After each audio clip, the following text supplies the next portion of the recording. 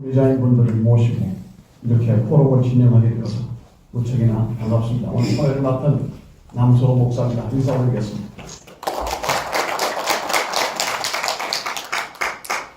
이제까지 우리가 일반화되었던 것은 충동적이고 나약한 인간이 개인적으로 선택할 수 있는 것이 자살이다라고 하는 통념이 이 포스트모던 시대에 접어들면서부터는 그것도 정상적인 꼭 그렇다라고 정답이라고 말하기가 어려울 정도로 복합적인 그런 이유고 그런 것들이 많습니다. 오늘 이렇게 귀한 포럼을 진행하면서 인사와 더불어 격려사로 총신대학교 신학대학원 총동참회장으로 계시며 예수사랑교회를 담임하시는 김진아 목사님 나오셔서 인사와 더불어 격려사를 진행해 주시겠습니다. 우리 박수로 환영하겠습니다.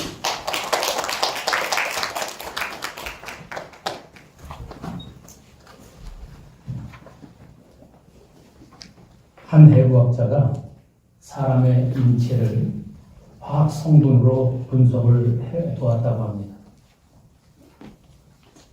2.25kg의 칼슘이 나왔고 인산염이 500g, 그리고 칼륨이 252g, 나트륨이 86g, 그리고 마그네슘이 28g, 그리고 철과 동이 각각 28g씩 나왔더랍니다. 그리고 우리 체중의 70%가 물로 구성되어져 있다고 발표를 했습니다. 이 모든 것들을 환산해서 가치를 따져보니까 식당에서 밥 한 끼도 제대로 사 먹을 수 없는 그런 모자란 금액이 나왔다고 보고를 했습니다. 1900년경에 덩킨 맥두걸이라고 하는 의사가 사람들의 영혼의 무게를 제거해야 되겠다라고 하는 목표를 가지고 실험을 하게 됩니다. 임종을 앞두고 있었던 한 결핵 환자를 상대로 해서 다소 괴이한 실험을 했다고 합니다. 스스로가 특별히 고안한 저울 위에 죽어가는 환자를 올려놓고 그가 죽는 순간에 어떤 변화가 일어날까 하고 변화를 측정을 했다는 것이죠. 그는 환자가 임종하는 순간을 놓치지 않고 후에 이런 기록을 남겼다고 합니다. 임종 순간에 눈금 막대가 분명한 소리를 내면서 아래 칸으로 뚝 떨어졌다는 것입니다. 그리고 다시 눈금은 올라오지 않았다고 합니다. 그 줄어든 무게는 21g이었다라고 말합니다. 미국 그 환산을 하면 0.75온스 21g이었다고 하는 것이죠.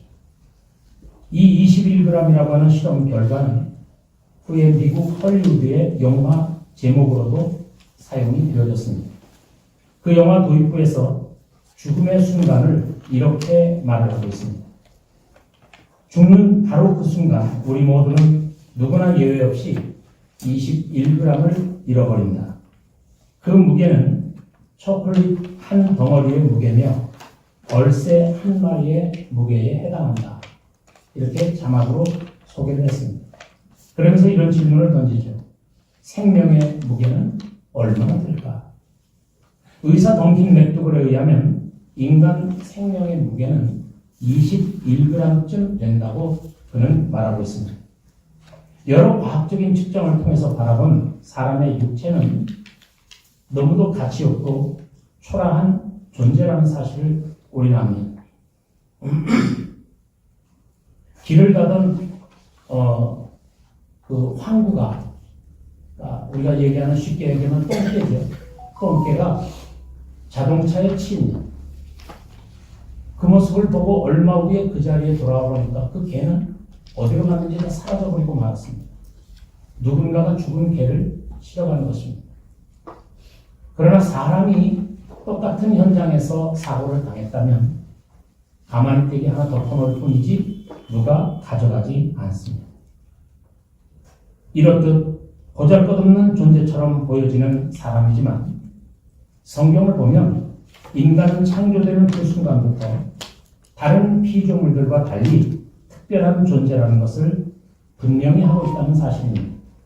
우리 사람은 하나님의 형상을 닮은 존재라고 분명히 성경은 명시를 하고 있습니다.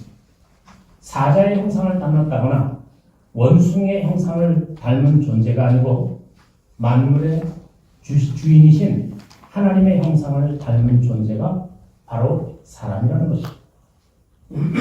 하나님이 위대하고 광대하신 분인 것처럼 사람도 위대하고 무궁무진한 가능성을 가진 존재인 것입니다.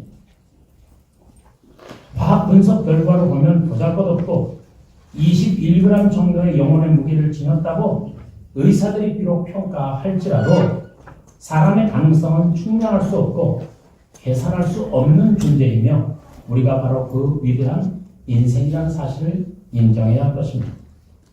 그런데 문제는 사람들이 이 존귀한 존재인 자신의 생명을 하찮게 여기거나 목숨을 끊는 일들이 죄의식이나 꺼리낌 없이 계속되고 있다는 사실입니다. 제가 중고등학교를 다닐 때 자살을 제일 많이 하는 동네는 저 유럽의 스웨덴이나 덴마크 이런 나라로 알고 있었습니다.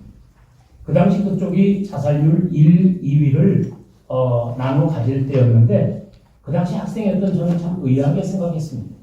아니 왜 사람이 죽을까? 왜 스스로 목숨을 끊을까? 의아하게 생각했습니다. 남의 동네 이야기인 줄만 알았죠. 그런데 지금 우리나라가 15년째 OECD 회원국 중에서 자살률 1위 자리를 견고히 지키고 있다는 사실입니다. 2021년도 한 해에 우리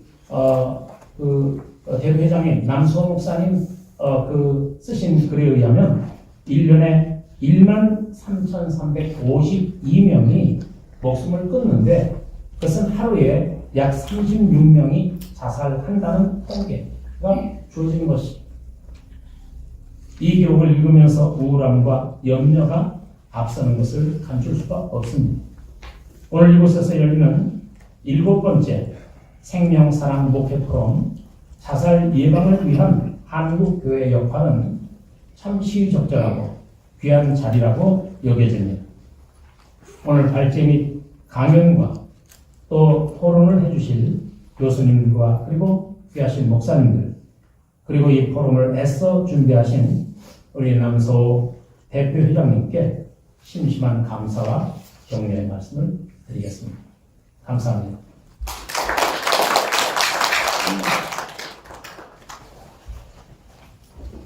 네, 우리 본격적인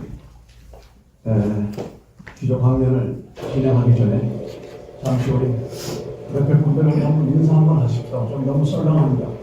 이렇게 한번 할까요? 우리는 생명의 지킴이입니다라고 한번 인사하십시오. 우리는 생명의 지킴이입니다.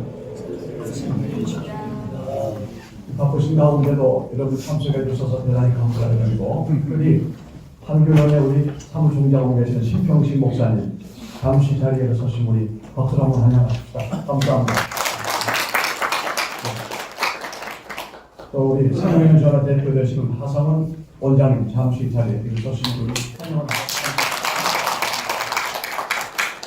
다른 분들도 많이 오셨습니다만 이만큼만 소개를 해드리고 이제 기조 강연으로 유수연 교수님을 모시고 자살 예방을 위한 한국교회의 역할, 한국교회의 우리 교회 역할입니다.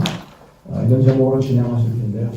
우리 유수연 교수님은 장로님이시기도 하시지만 숭실된 명예 교수이시며 특별히 생명문화학회의 이사장으로서 생명 지킴이의 권위자이십니다. 우리 박수로 모시겠습니다. 박수로 모시겠습니다.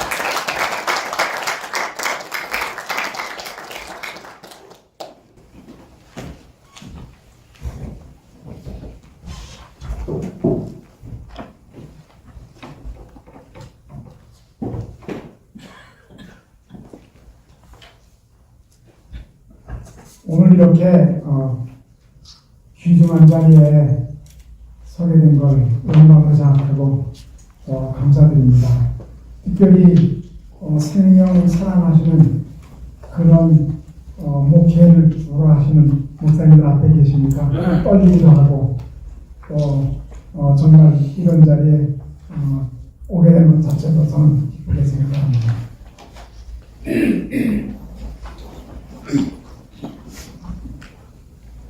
오늘 저는 지금부터 약 20분 정도 자살 예방을 위해서 우리 교회가 어떻게 해야 될 것인가에 대해서 주로 말씀을 드리겠습니다. 먼저 말씀드릴 것은 우리나라 정치가 어떤지 잠깐 보고 그 다음에 교회가 이런 자살 예방을 위해서 해야 될 영역이나 프로그램들이 뭐가 있는지 그런 걸 예시를 보여드리고 서로 결단하는 그런 시간을 갖도록 하겠습니다. 그래서 오늘 다룰 내용들은 첫 번째는 우리의 현실에 대해서 말씀을 드리고 그 다음에는 우리 자살 문제를 어떻게 보느냐의 시각이 중요한데 그 시각에 대해서 먼저 말씀드리고 세 번째는 교회의 역할에 대해서 그리고 마지막으로 있는 말을 갖도록 그렇게 하겠습니다. 여러분 갖고 계신 자료하고 여기 한명하고 똑같다는 말 할 수는 없고 거의 동일합니다. 그래서 제 첫 페이지에 표를 하나 집어넣었거든요. 그래서 요거 보시면 나머지는 다 거의 틀림없는데 제 첫 페이지가 좀 그 표 하나 넣는 게 다르고 그 다음에 뒤에 가다가 혹시 뭐 글자가 하나님을 신이라고 써놓은 게 있어서 하나님으로 고쳐놓은 게 있거든요. 그 정도가 다릅니다. 먼저 우리의 현실에 대해서 말씀드리도록 하겠습니다. 여기 보시면 우리나라는 그 GDP 1인당 GDP가 35,000불 정도니까 이게 2021년도고요. 물론 그때 워낙 그 비율 때문에 좀 더 올라간 것도 있긴 하지만 그래도 33,000불 이상 올라간 건 확실합니다. 제가 어린 초등학교 다닐 때는 세계에서 아주 가난한 나라 거의 아마 10손가락 안에 들 정도였다가 지금은 세계에서 가장 잘 사는 나라 10손가락 안에 드니까 저는 지금 한 세계에서 가장 바닥에서 맨 위까지 모든 과정을 다 경험했던 그런 세계이기도 합니다. 그만큼 우리가 굉장히 급성장한 나라인데 그런 경제 수준이 높아지고 생활 환경도 좋아지고 우리가 다 좋아지는데 잘 사는 나라가 잘 사는 나라여야지. 그런데 그렇지 않은 것이 오늘 이렇게 모여서 고민하게 되는 주 원인이 될 수 있습니다. 지금 이 파란 거는 우리나라의 지금 경제 수준이고요. 그 바로 위에 선은 요거는 일본이고요. 요거 우리나라예요. 미국인데 일본이 36,000, 우리가 35,000, 그러니까 4,000불 차이가 나는데 얼마 있으면 저기 역전될 것 같아요. 이미 어떤 보고에는 부분적으로 어떤 부분은 우리가 앞선 것도 있다 이런 얘기를 한다고요. 그런데 이것이 지금처럼 계속해서 순환은 어때 그런 얘기고 순환하지 못하면 언제든지 바뀔 수도 있겠죠. 그러니까 이걸로 봐서는 경제 수준이나 사회 환경이나 또 어떤 여러 가지 생활용품 이런 걸 보면은 세계적으로 잘 사는 나라는 확실한 것 같습니다. 제가 잘 가까이 계신 분이 제가 먼저 일하던 법인에 명예인 사람인데 미국 영주권을 가지고 미국에 갔어요. 딸이 있어서 갔다 오면 일단 그냥 왔어요. 왜냐하면 뉴욕인데 누가 라이드 주지 않으면 다닐 수가 없어요. 영어는 하실 줄 알지만 운전면허가 없으니까 누가 라이드 줘야 되는 거고 또 낮에는 다들 일 나가니까 노인들이 그 집안 혼자서 짓고 있다가 쓰러지리 와서 또 관심들에다 다르니까 여기서는 그렇게 관계자 못 맺고 그래서 그러고 왔어요. 영주권 신청해서 영주권 받았는데도 안 한다고. 그래서 우리하고 잘 지냅니다. 가까이서. 잘 사는 거는 물질적인 풍요만은 아닌 것 같습니다. 내가 보기에. 이것도 우리 선생님들 목사님들 갖고 계신 표에 하나 자동소유죠. 저 위에 제가 이걸 집어넣었어요. 2021년도는 26.0명이다.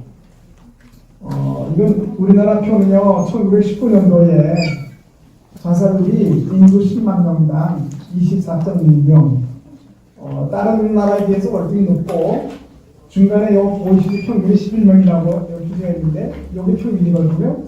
평균보다 훨씬, 거의 이걸로 치면 2배 이상 높죠.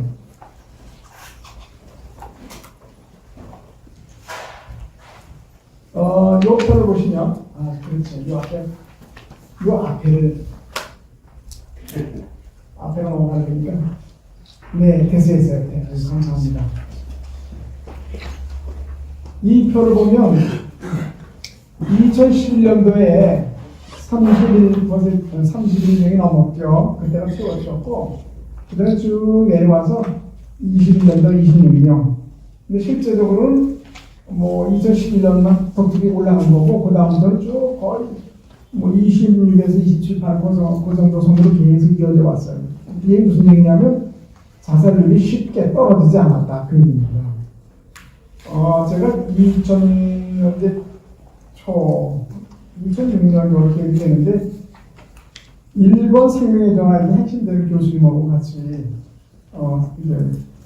그 학술대회에서 만났어요. 그런데 그때 일본도 생명의 전화도 물론 이런 우리랑 똑같이 자살에 대해서 관심 갖고 있는데, 그 당시 일본도 OECD 국가에서 높아가지고 고민하다가 이제 쭉 떨어져서 많이 내려왔는데, 그때쯤에서 우리가 비슷했습니다. 근데 거기 더 떨어졌어요. 그래서 지금 평균 쪽으로 내려왔고, 우리는 거기 더 올라갔습니다. 근데 공교롭게도 그때 우리나라 자살 예방 협회가 생기고, 또 자살 예방 5개년 계획을 세웠어요. 그러고 막 올라간 거예요. 그래서 아마 숨었던 데이터들이 막 튀어나왔는지도 모르겠는데, 그래서 이걸 왜 이러냐. 그리고 제가 오늘 말씀드릴 내용이긴 한데, 자살은 아주 정신병적인 문제라고 보면은 정신병만 고치면 되는 거 아니에요? 그런데 모든 자살의 그 근원은 정신병이 아니고 사회 문제, 경제적인 문제, 대인관계 문제, 또는 그 외에 어떤 그 남녀 간의 문제, 이런 것들이 쭉 밀려서 그것 때문에 쭉 이제 밀려오다가 마지막에 도저히 안 되겠다. 내 인생에서는 안 되겠다. 다음 판에 다시 해야지. 그런 생각을 할 때, 그때 이제 심히 이제 우울감도 생기게 되고, 그런 것들이 이제 자살에 몰리고 하는 직전에 오는 정신병적인 증상이라고 보는 거죠. 그런데 그 정신병적 문제만 다루면 자살이 끝날까? 안 그렇게 되는 거잖아요. 그 앞에부터 쭉 밀려왔던 그 위에 업스트림 걸 쫙 밀어내려왔던 그 힘이 계속 밀고 와서 마지막에 자살하게 되는 거고, 그래서 자살 문제를 보는 시각도 중요하다. 시각이 어떠냐에 따라서 대응이 달라질 수 있기 때문에 그렇습니다. 여기 그림 보듯이 이렇게 내려와서 여기서까지는 거의 뭐 그렇게 큰 차이가 안 났던 거죠. 크지 않았습니다.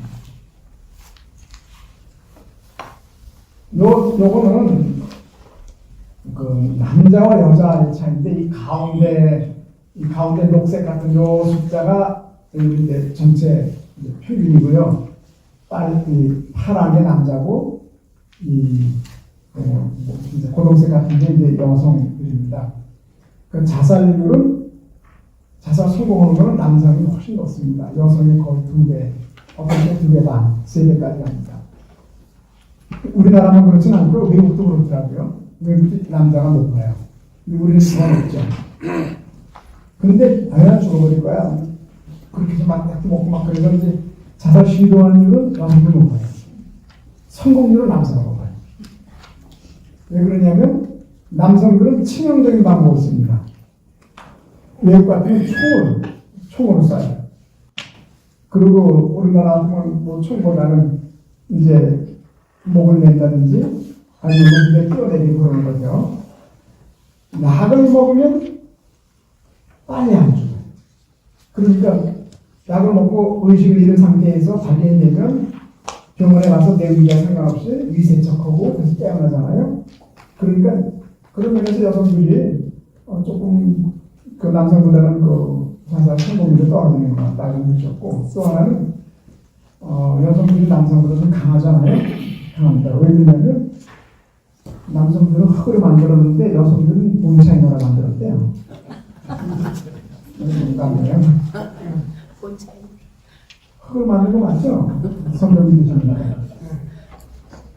남자는 하나님을 진흙을 구워서 이렇게 해서 만들어서 만들어가지고 그 갈비뼈 뺐잖아요.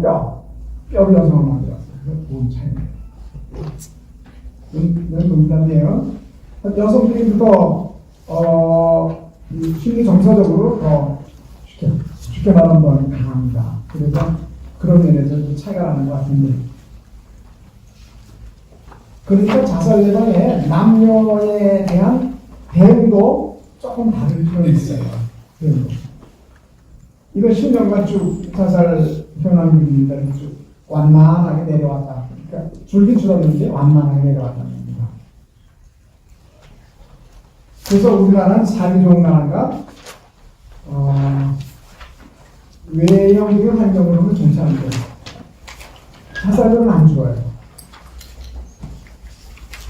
지금 아까 우리 부장님도 15년 동안 우리 교육까지 1등 했다 그러는데 맞아요. 근데 그 중간에 딱 2년 2등 한 적이 있어요. 딱 2년 리투아니아가 거의 다 OECD 가입을 했어요. 근데 자살이 높은 거예요. 우리보다. 곧장 떨어졌어요. 그래서 그때 통계 잡을 때부터 한 2년 정도 우리가 2등 하다가 다시 원위치로 올라갔습니다.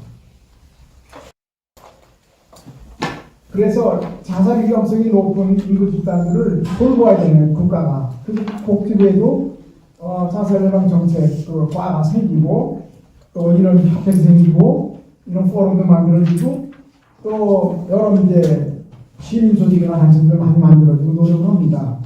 근데 우리가 생각했던 것보다 빨리 안 떨어집니다.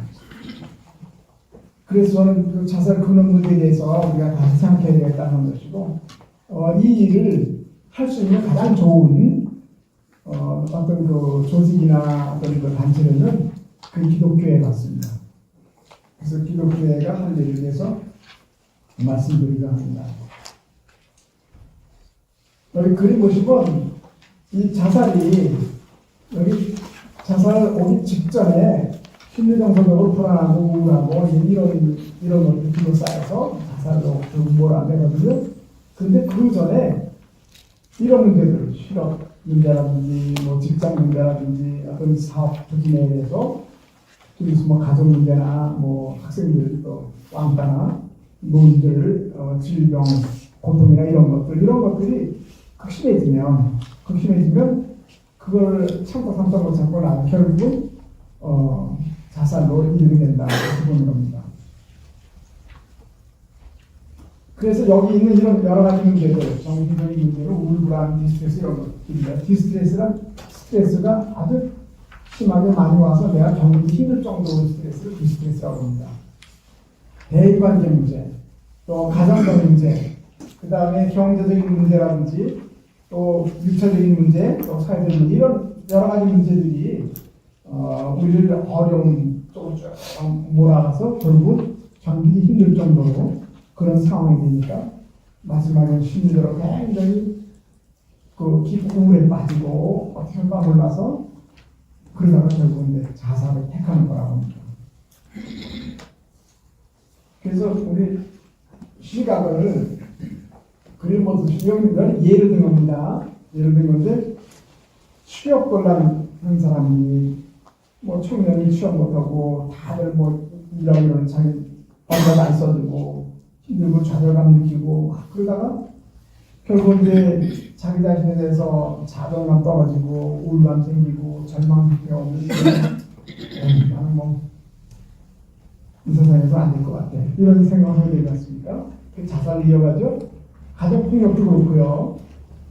노인들이 노안이나 이런 그 질고 이런 것들이 결국은 이제 자살로 몰리게 만드는 중요한 원인입니다. 그래서 이쪽에 불안이나 우울이나 이런 분노, 고독 이런 것들은 전문가 영역의 정신과 정신건강의학과 교수님들이나 의사들이나 아니면 전문 상담가들이나 이런 분들이 상담을 해서 완화시킬 수 있겠습니다.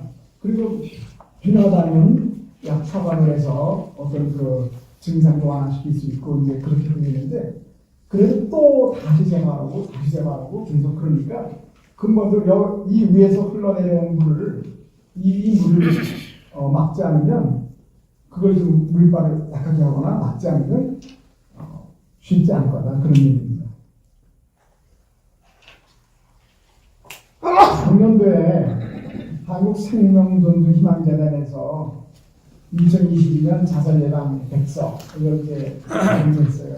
근처 보니까 자살 동기에 대해서 성별로 다르다, 또 연령별로 다르다 이런 얘기들이 있습니다.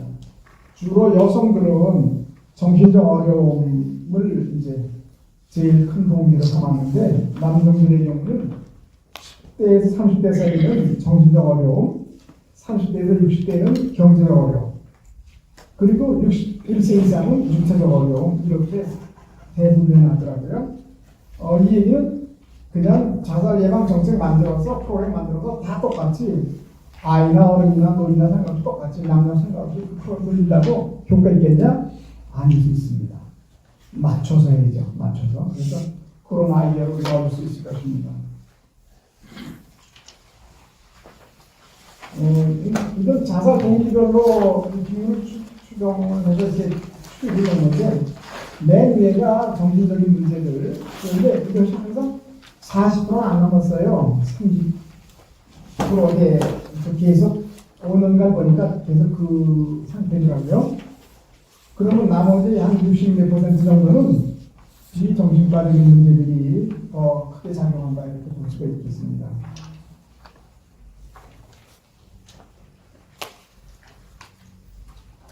그래서 기독교 자살에 대한 이해는 기독교가 생명 존중을 아주 중요한 그런 가치와 또 그 성소생활하는 그런 논리를 가지고 있기 때문에 기독교에서 그 인간의 삶과 어떤 그 생명을 존중하는 그런 방향에 있기 때문에 안락사도 용인이 안 되고 또 뭐 자살도 그렇게 긍정적으로 보지 않고 또 어쩌면 자살이 자기가 스스로 목숨을 끊었다고 그러지만 그 막 모든 아마 힘에 의해서 할 수 없이 그렇게 선택하지 않으면 안 될 그런 상황에 보이는 것들을 이해한다면 우리가 그 기독교회가 이런 걸 그냥 스쳐 넘어갈 건 아니라고 생각합니다.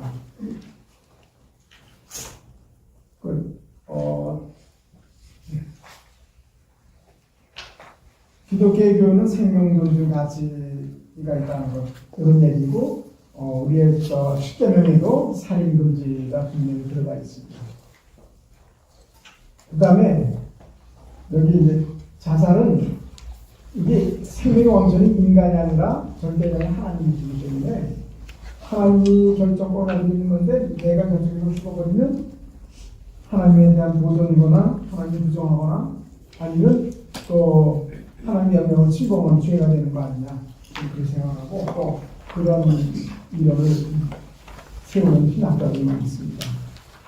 그 다음에 자살에 대해서 성경에서도 마찬가지로 인간의 삶과 생명을 필요하게 여기고 있고 그 삶을 지키고 보호하는 것이 하나님의 뜻이라고는 성경에 여러 번 써 있습니다. 제가 하나님 입장을 써놨고 그 부분을 읽어보시면 되겠습니다.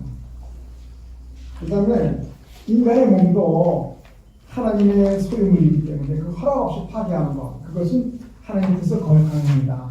바로 자살하는 것은 우리가 죄라고 보는 것이고 하나님 거역이라고 보는 것입니다. 이것이 이제 기독교에 깔려있는 깊은 사상이고 그것이 자살을 한 경우에 그렇게 긍정적으로 해놓고 이렇게 보호하거나 또 거기에 대응하거나 하는 것들을 좀 금기시하는 그런 행동으로 나타나지 않았을까 이런 생각합니다. 성경에도 자살의 케이스가 많이 있죠. 사울왕도 아이도벨, 가론유다, 삼손, 아비멜렉, 시므리. 그걸 제가 쫙 성경 써놓은데 보시면 그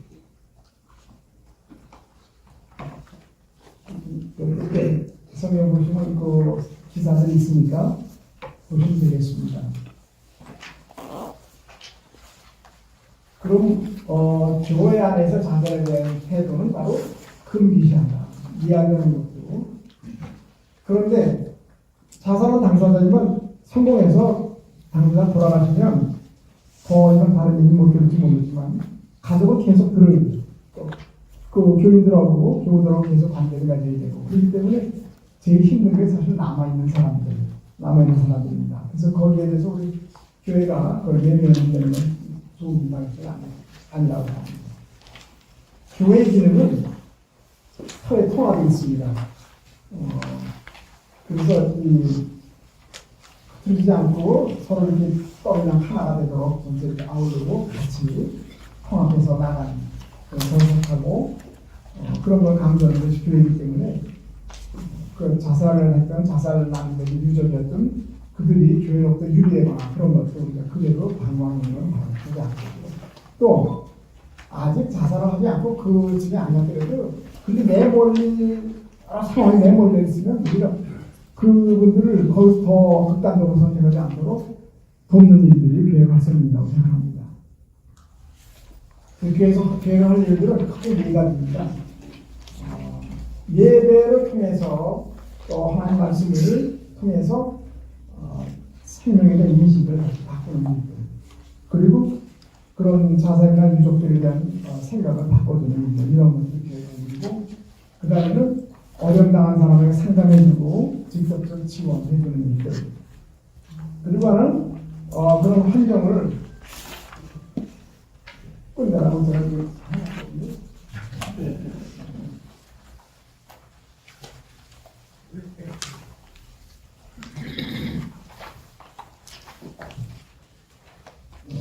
환경 조성을 해서 분위기 또 사회 환경 이런 거 조성해서 그들도 좋은 분위기로 만들어주는 것 그리고 지원 체계를 만들어서 지원 체계에 연결될 수 있도록 해주는 것 이런 것들이 우리 교회가 하는 일입니다. 그 뒤에 나온 내용들은 그 내용을 이렇게 풀어서 썼습니다. 좀 보겠습니다.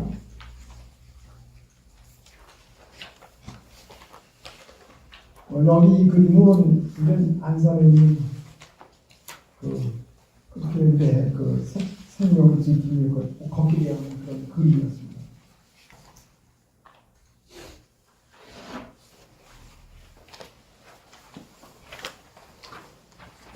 돕는 일들은 직접적인 방법과 간접적인 방법이 있습니다. 직접적으로는 상담도 해주고 물질도 도와주고 또 어떤 어려움이 있을 때 그 어려움에 이렇게 이겨낼 수 있도록 만들어주는 일을 할 수가 있겠습니다.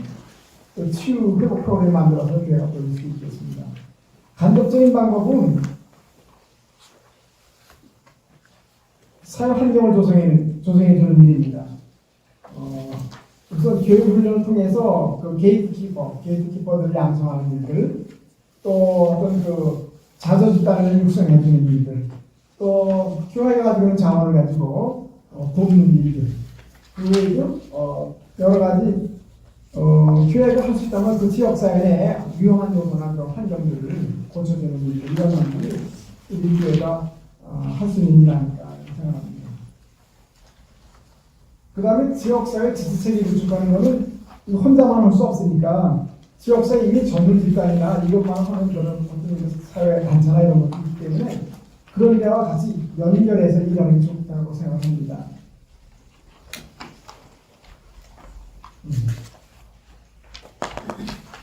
네, 뒤에 가면 요건데요.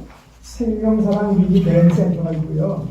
그 업무를 이렇게 자살시도자 내원에서 이제 병원에서 또 사회 필요해서 다루고 지역사회로 이렇게 나가서 예방할 수 있도록 지역사회 정신건강센터 이런 데 연결해서 하는 일을 하는데 여기서 공적으로 하는 거 말고 요거는 제가 집어넣는데 교회가 돌봄을 하고 이런 데와 연결해서 그쪽에 우리 도울 게 없으니까 어려운 사람이 있으면 그 우리가 무슨 뭐 쉘터 만들어 주겠습니다. 쉼터 같은 거 아니면 무슨 어려운 사람인데 뭐 경제적 지원을 뭐 하겠습니다. 이렇게 해서 같이 연결해서 하면은 아주 효과적으로 할 수 있을 거라고 생각합니다. 그래서 이런 방법을 협업 체계화하면 좋겠다 이런 생각하고 앞에 쭉 이야기한 내용을 요약한 것이 이 표입니다. 이 표. 그래서 자살 예방을 위해서 대상은 자살이나 유족이나 교인이나 성직자나 뭐 교회나 이런 서비스 대상에 따라서 프로그램은 캠페인하는 거, 음식에서 상담 지원하는 거, 환경조성, 지체계 이런 것들을 해서 여러 프로그램들을 예시로 볼 수 있습니다. 그래서 앞에 내용들하고 이 표를 연결해서 보시면 되겠습니다. 마지막 말씀드리겠습니다.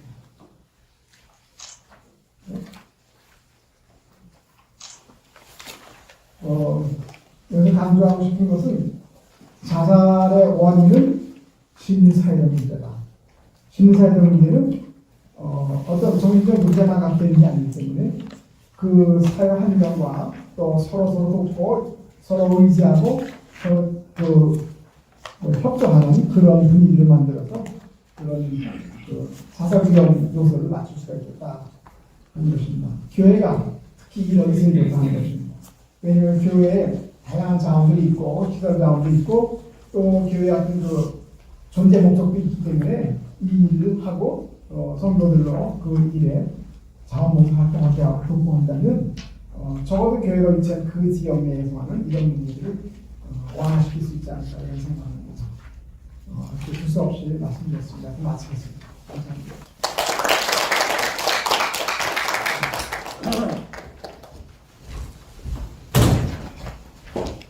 유수연 교수님 감사합니다. 다시 한 번의 박수로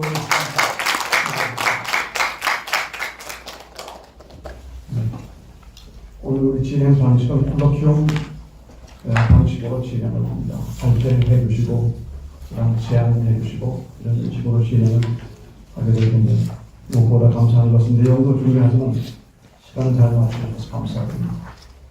이어서 이제 주제 강연 두 분 교수님을 연이어 모시도록 하겠습니다. 먼저 우리 유영건 교수님, 연세대 연합신학대학원의 교수님을 계시면서 여기 밑에 다 설명을 했기 때문에 설명해 주시길 바라고 먼저 우리 유 교수님 먼저 모시고 우리가 주제 강연 받도록 하겠습니다. 박수로 우리 모시겠습니다.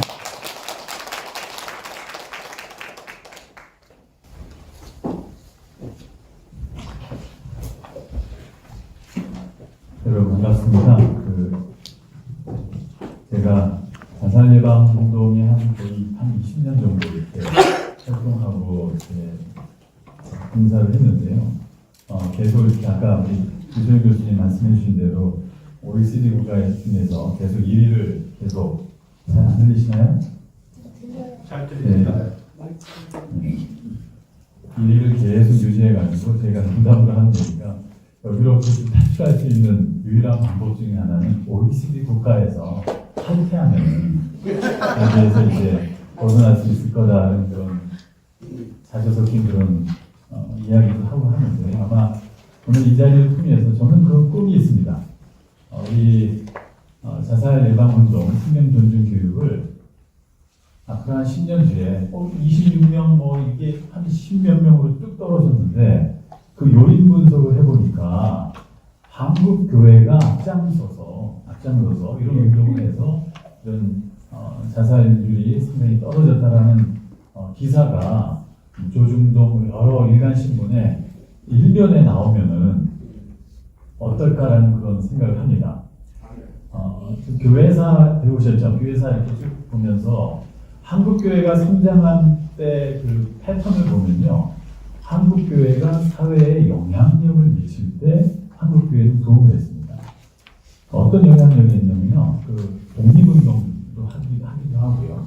그다음에 문맹률을 좀 낮추는 그런 역할을. 그래서 교회마다 시골교회도 그렇고 어르신들이 와서 한글을 배우는 그런 역할을 하면서 사회에 영향력을 미칠 때 한국 교회는 성장했던 모습을 볼 수가 있었습니다. 이 시대에, 지금 이 시대에 저는 이 아이템을 한국교회가 우리 한국 사회에 어떤 영향력을 미칠 수 있을까? 그 중에 하나가 바로 이 생명 존중. 교회가 이런 자살률을 낮추는데 영향력을 미치면은 한국교회도 요새 여러 가지 어려움이 많습니다만은 그걸 딛고 일어날 수 있는 모멘텀이 될 수 있을 거다라는 그런 확신이 있습니다. 그래서 여러분 한 분 한 분이 아마 그런 역할을 하는 중요한 역할을 하실 거라고 생각하고요. 제가 몇 가지 준비했습니다만 밑에 뭐 여러 가지 몇 개들은 좀 넘어가겠습니다. 우리 유수영 교수님께서 기조강연을 전체를 아우르는 부분을 해주셔서요. 중복되는 부분도 있어서 중복되는 부분들은 제가 좀 생략하도록 하겠습니다. 대한민국 사회의 현상을 지금 보면요. 사람 서로 못 믿습니다. 못 믿고 코로나 이후부터 더 그런 것 같아요. 사람은 경계하고 그리고 내향적인 사람들은 더 내향적이 되더라고요. 만나려고 하지 않고 학생들도 보면요. 가급적이면 만나려고 하지 않습니다. 그런 대면에 대한 그런 공포도 많이 생긴 것 같고요. 치료 공동체가 상당히 많이 훼손됐습니다. 그래서 어떤 사람이 트라우마나 어려움이 있을 때 이걸 극복하고 하는 사람과 하지 못하는 사람을 이렇게 쭉 연구를 해보면 차이가 이거였습니다. 그 공동체, 본인이 소속할 공동체가 있느냐.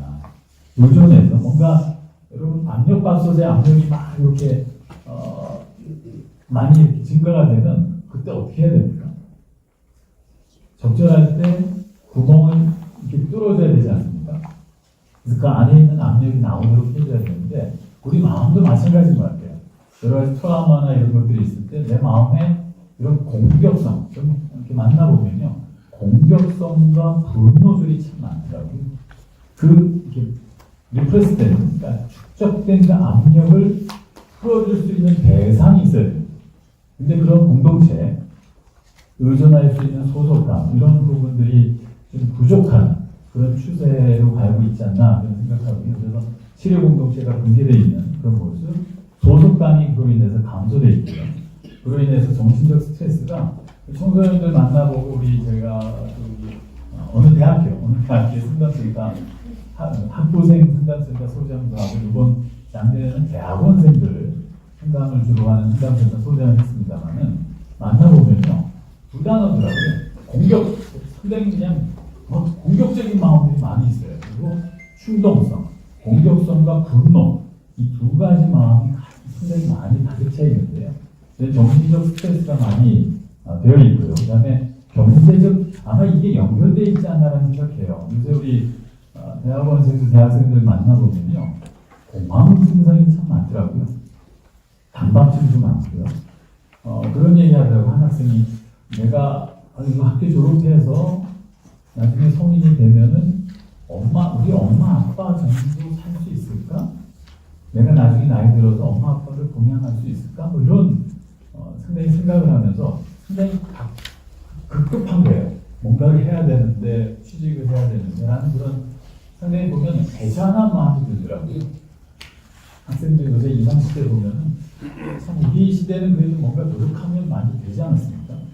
성공할 기회도 많이 있었고 그런 부분에 있어서 경제적 양극화로 인한 희망 부재 이런 것들이 여러분들이 목회하는 MZ세대들 또 우리 청년들 또 청년들도 이런 양극화된 시대에서 뭔가 나만 뭔가 피해받는 그래서 온라인 커뮤니케이션 피해 저는 SNS 안 하거든요.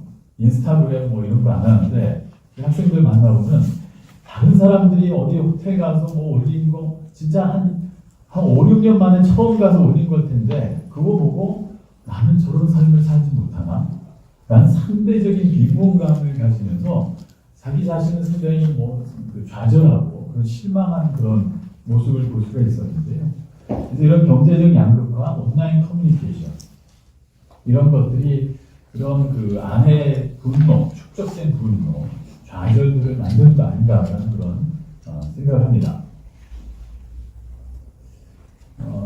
그래서 이런 사회 속에서 우리 한국 교회가 어떤 역할을 해왔고 해야 되는가라는 부분 한번 말씀드리겠습니다. 첫 번째는요, 사람 간의 신뢰도, 종교의 기능, 또 기독교 교회의 기능 중에 하나는 서로를 믿는 거거든요.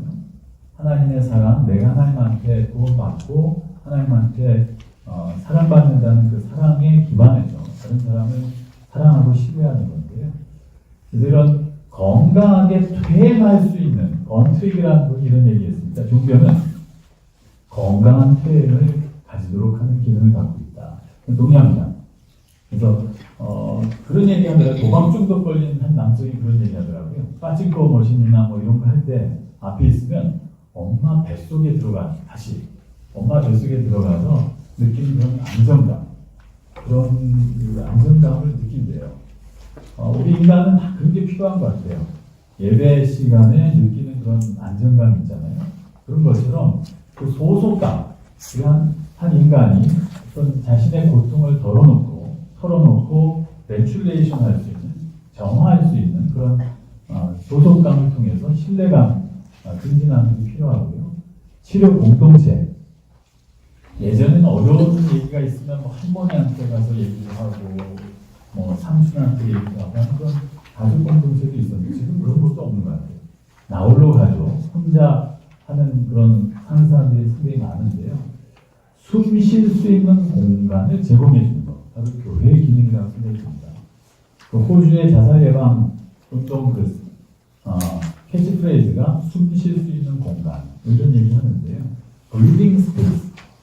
우리 현대인들은, 한국인들은 계속 내쉬는 숨만 쉬는 것 같습니다. 여러분, 내쉬는 숨만 쉬면 어떻게 됩니까? 지식하죠. 들어쉬는 숨을 쉬어야 되거든요. 근데 자기 마음도 좀 돌보고, 자기 영혼도 돌보는 그런 시간이 있어야 되는데, 그런 공간이 없어요. 그 공간을 교회가 제공해 주는 것. 굉장히 중요하다고 생각이 들고요. 그 다음에 이제 생명에 대한 가치관 확립입니다. 상당히 중요한데요. 자살 방지 요인 중에 하나가 기독교인들을 대상으로 조사해 보면 자살하면 지옥 간다라는 그 가치관이 있잖아요. 그런 것들이 어느 정도는 자살 순간에 그 충동을 막는 하나의 가치관으로 작용한다라는 얘기도 이렇게 연구 결과에 나오는데요. 저는 한 단계 더 나아가서 내 생명은 나의 것이다라는 그런 생각이 있잖아요. 근데 요새 그 개인주의, 또 나르시스틱한 그런 자기애적인 문화 속에서 상담하다 보면 자살 방지 계약서를 쓰거든요. 자살 충동이 일어날 때 자살하지 않고 상담자한테 이렇게 전화하고 할 것을 뭐 서약하는 것을 쭉 쓰는데, 요새 학생들한테 그거 쓰라고 하는데 어떤 학생 중에 하나가 이런 반문을 하더라고요. 선생님, 제 생명 제 것인데 왜 선생님께서 관여하십니까? 이게 내 생명은 내 것이다. 이거 우리 기독교의 인간관, 생명관하고 다르거든요. 내 생명은 하나님께서 주신 것이고, 그리고 내 생명은 사랑하는 가족들, 사랑하는 사람들과 같이 공유됐다라는 생명의 관계성입니다. 근데 이게 기독교의 고유한 그 생명 존중 운동할 때 이게 가르쳐 줘야 되는데, 공과 공부나 성경 공부나 성경 연구할 때 이런 게 과연 많이 들어가 있는가라는 생각을 해서요. 우리 공과 공부 교재 편찬하시는 분들이나 각 교단에서 이런 공과 공부의 이런 생명에 대한 개념, 이걸 다시 정립하는 기독교의 생명관에 맞는. 제가 예전에 그 최진실 사건이 있었을 때 어떤 여성 한 분이 자살 시도를 이렇게 목욕탕에다가 이렇게 욕조 위에 중간에 이렇게 모서리에 서 있고 샤워 꼭다리에 이렇게 꼭지에 끈 해놓고 이제 최진실 모방한 거죠. 하려고 하는데 3시 반이었습니다. 3시 반인데 뛰어내리려고 욕조 모서리에서 뛰어내리기만 하면 돼요. 뛰어내리기 전에 생각난 게 누구냐면은 자기 딸이었어요. 자기 딸이 3시 반에 그 학교에서 얘가 항상 학교하자마자 하는 습관이 있는데 학교하자마자 가방 벗어놓고 이 화장실에 들어가는 거예요. 근데 얘가 들어오자마자 나의 이 모습을 보면 얘 삶이 어떻게 될까? 라는 생각을 하니까 문득 현타가 옵니다. 살아야지. 그래서 그 충동성을 넘긴다는 얘기를 들었는데요. 뭐죠? 내 생명은 내뿐만이 아니라 나와 관련된 주변의 사람들, 같이 연결되어 있다는 거, 또 하나님께서 주신 고귀한 생명이라는 거. 그래서 자살 충동이 있는 내담자나 우리 교인들 만나시면 이런 질문 하시면 좋습니다. 그러니까 죽음에 대한 충동이나 자살에 대해서 구체적으로 물어보는 게 상당히 중요합니다. 괜히 물어보면 더 죽음을 충동을 더 가속하지 않을까 두려워하지 마시고 물어보신 다음에 그 다음에 이런 질문 참 좋습니다. 지사님, 권사님, 만약에 그런 충동, 그런 시행을, 그런 극단적인 선택을 하신다면 선생님의 죽음을 가장 먼저 볼 사람은 누구입니까? 이런 질문하면요, 되게 가장 가까운 사람 떠올립니다. 내 주변에 나만, 그때 순간에는 오로지 나만 남아있거든요. 우리 엘리야 선지자가 이렇게 막 많은 능력을 발휘하다가도 우울증에 걸릴 때는 굴에 가서 호소하는 게 뭐였습니까? 나 혼자만 남았거늘. 그 많은 사람들이 있었는데 나 혼자만 남았다는 그런 나 안에만 갇히게 되거든요. 근데 나 안에서 나올 수 있도록 도와주는 거. 너를 사랑하는 사람, 집사님을 사랑하는 사람, 집사님의 만약에 죽으면 그 죽음을 가장 슬퍼하는 사람은 누구일지를 생각해보면서 나로부터 나올 수 있는 그런 상당히 좋은 상담적인 목회적인 방법이라고 생각이 듭니다. 그래서 생명에 대한 가치관을 확립하는 거 중요하고, 그 다음에 초월의 기능. 아르키데메스가 그런 말 하지 않았습니까? 지구 바깥에 한 점을 달라. 그러면 내가 그 한 점에다가 지렛대를 해놓고 지구를 들 것이다. 이게 바로 우리가 해야 될 역할인 것 같아요. 나 혼자만 남았거든요. 이렇게 안에만 갇혀 있는데 바깥으로 나올 수 있도록 하는 거예요. 이런 초월에 있는 이런 부분들, 그래서 개신교 기독교에서 이런 기능들을 했습니다. 사회적 제지만 우리 유승 교수님 말씀 잘 해주셔서요. 넘어갈게요. 실천적인 부분만 먼저 하겠습니다. 좀 넘어가세요. 실천적 부분 첫 번째입니다. 그래서 정부기관에서 주도적으로 많이 했는데 그건 한계가 있다고 생각합니다. 아까 유승 교수님 말씀하신 대로 이 자살예방 운동이 무슨 정신병으로 이렇게 생각해서 정신과 의사들 중심으로 이렇게 되었는데 이건 사회적인 운동이 되어야 됩니다. 사회적으로 여러 가지 경제적인 문제, 또 이런 공동체 해체 문제, 또 요새 아이들 보면은 비자살적 자해라고 예전에 이렇게 손목 이렇게 긁어가지고 올리고 하지 않습니까? 근데 요새는 허벅지를 많이 자해를 해가지고 올리는 그런 사진들이 유행입니다. 근데 저는 분석해보면 우리 청소년 아이들이 가지고 있는 그 공격성이 많은 것 같아요. 그 공격성을 어떻게든 표현하거든요. 자살이라는 게 보면 자기 자신을 공격하는 겁니다. 건강하게 다른 사람에게 분노나 이런 공격성을 표출하는, 바깥으로 표출할 수 있는 그런 그 기회가 없는 거예요. 그런 어른이 없고 그런 대상, 안전한 숨 쉴 수 있는 공간이 없기 때문에 그걸 내 안으로 공격하는 거거든요. 그런 부분에 있어서 우리 교회가 자살 예방이 굉장히 그 정신과적인 정신병리적인 측면으로 이렇게 가는 곳에서 우리 교회가 좀 공동체를 제공하고 그리고 같이 자율적으로 할 수 있는 그런 자율성을 유지하면서도 정부기관과 같이 할 수 있는 그런 프로그램들 이런 것들이 있죠. 쉘터 아까 말씀 주셨는데 제가 그 어느 대학교 상담센터 소장하면서 학생들 만나보니까 이게 경제적으로 어려운 학생들이 있어요. 그러니까 점심시간 지나서 이렇게 상담을 하는데 배가 꼬르륵 하는 학생들이 있어서 이건 상담만 하면 안 되겠다. 그래서 교목실하고 연결해서 그 긴급 지원비에서 식비 10권에 40만 원씩 한 학기에 지원하는 시스템을 만들었습니다.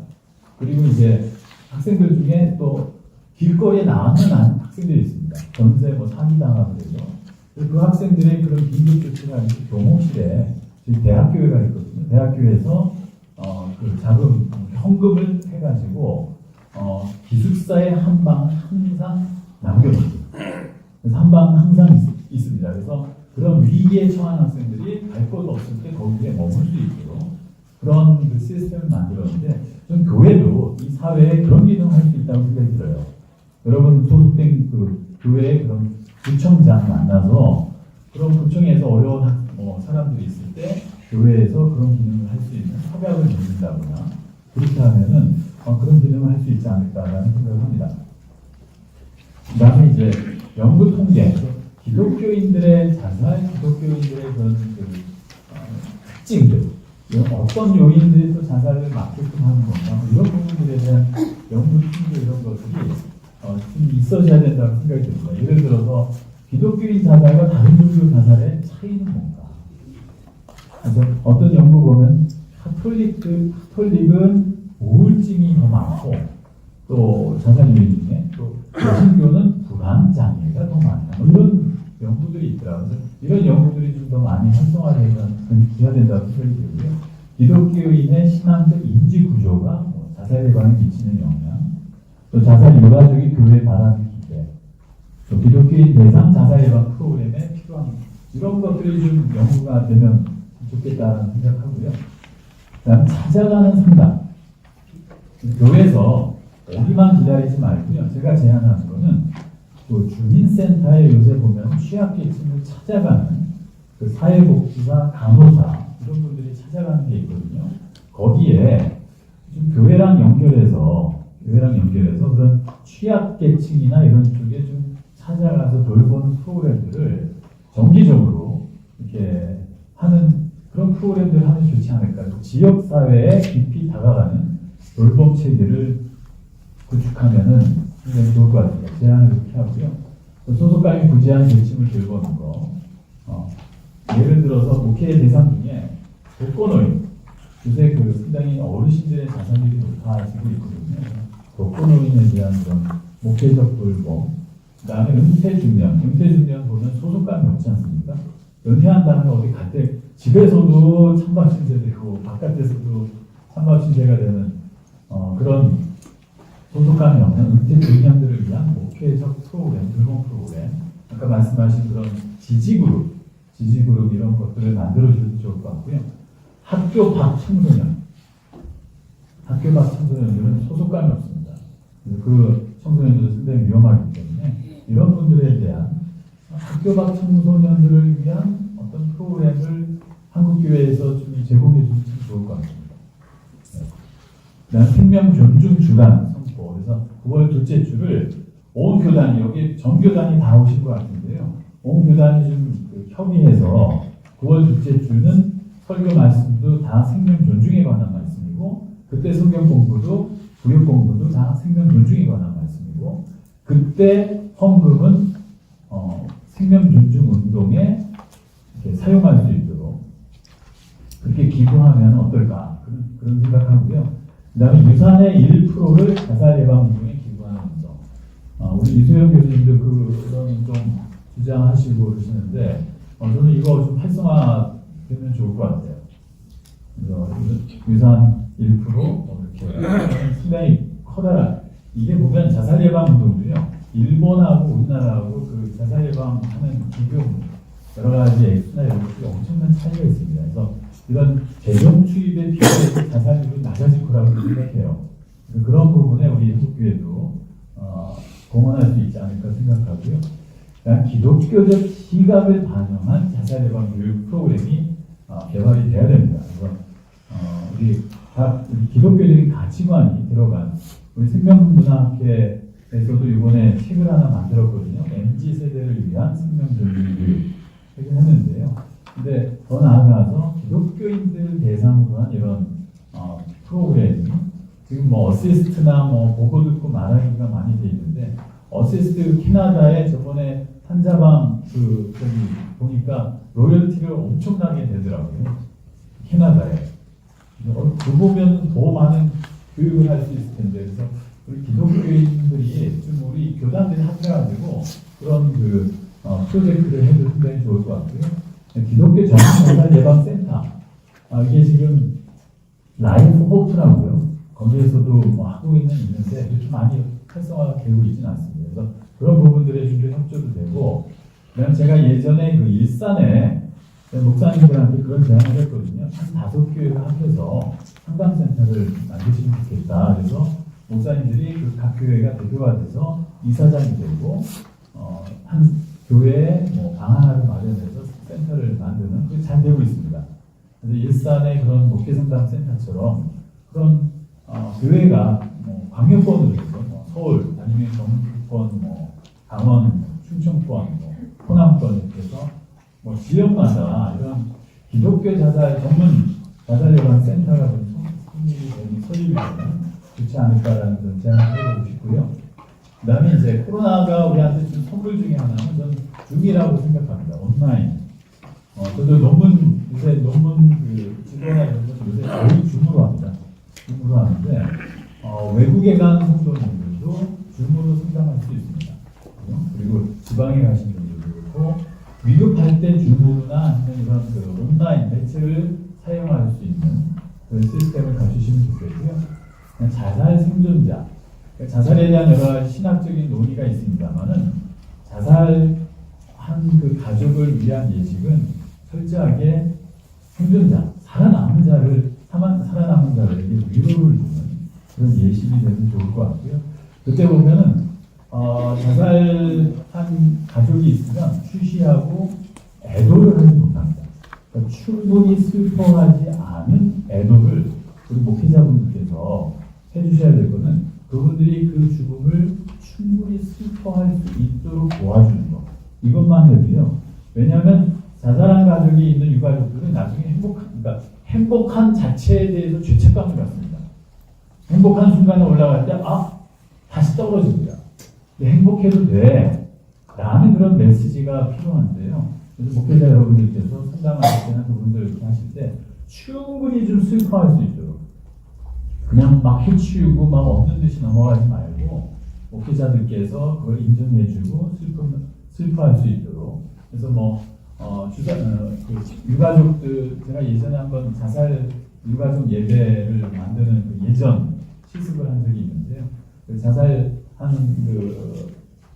분이 즐겨 쓰던 모자나 아니면 편지나 이런 걸 갖고 와서 같이 예배드리는 그런 상징들을 가지고 와서 예배드리는 그런 게 상당히 파워풀했습니다. 그래서 그런 예전들도 많이 좀 개발하시면 좋을 것 같습니다. 채플, 그래서 여기 교목님들도 계시고 하는데 9월 둘째 주에는 각 기독교 학교에서 여러 기독교 미션 스쿨이 있지 않습니까? 거기에서 저희도 연대도 보면 9월 둘째 주에 교목실과 같이 해서 전 교생들한테 생명 존중 교육 하거든요. 그런 어렸을 때 대학교 때 학생들이 거기에서 이런 생명 존중 교육 받을 수 있도록 그런 기회가 제공되면 좋을 것 같고, 그다음에 신학교에서도 목회자 양성 교육에 이런 커리큘럼의 생명 존중 교육이 가능한 그런 과목들이 개설되면 좋을 것 같습니다. 네, 이상으로 여기 마치도록 하겠습니다. 감사합니다.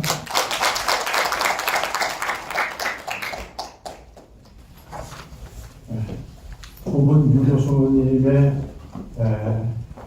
강의를 들으시면서 사실 우리 생명사회 목회 포럼이 추구하는 바는 이번 포럼을 끝내고 난 다음에 뭔가 플랫폼을 좀 만들어야 되지 않겠는가. 교회가 지금 말씀하고 있는 것처럼 게이트키퍼, 생명지킴이의 거점이 되어야 되지 않겠는가. 여기에 점점점 어프로치를 하고 있는데 오늘 이 강의 내용들이 상당히 건접해 가는 것 같아서 대단히 감사드립니다. 이제 이번에는 두 번째 주제 강연은 전 종신대 조직신학 교수이면서도 윤리학 교수로 계셨던 우리 이상원 교수님을 모시고 자살 유가족 돌봄을 어떻게 할 것인가. 이것도 우리 교회가 해야 될 중요한 가치가 되겠죠. 우리 박수로 우리 이 교수님 모시도록 하겠습니다. 박수로 모십니다.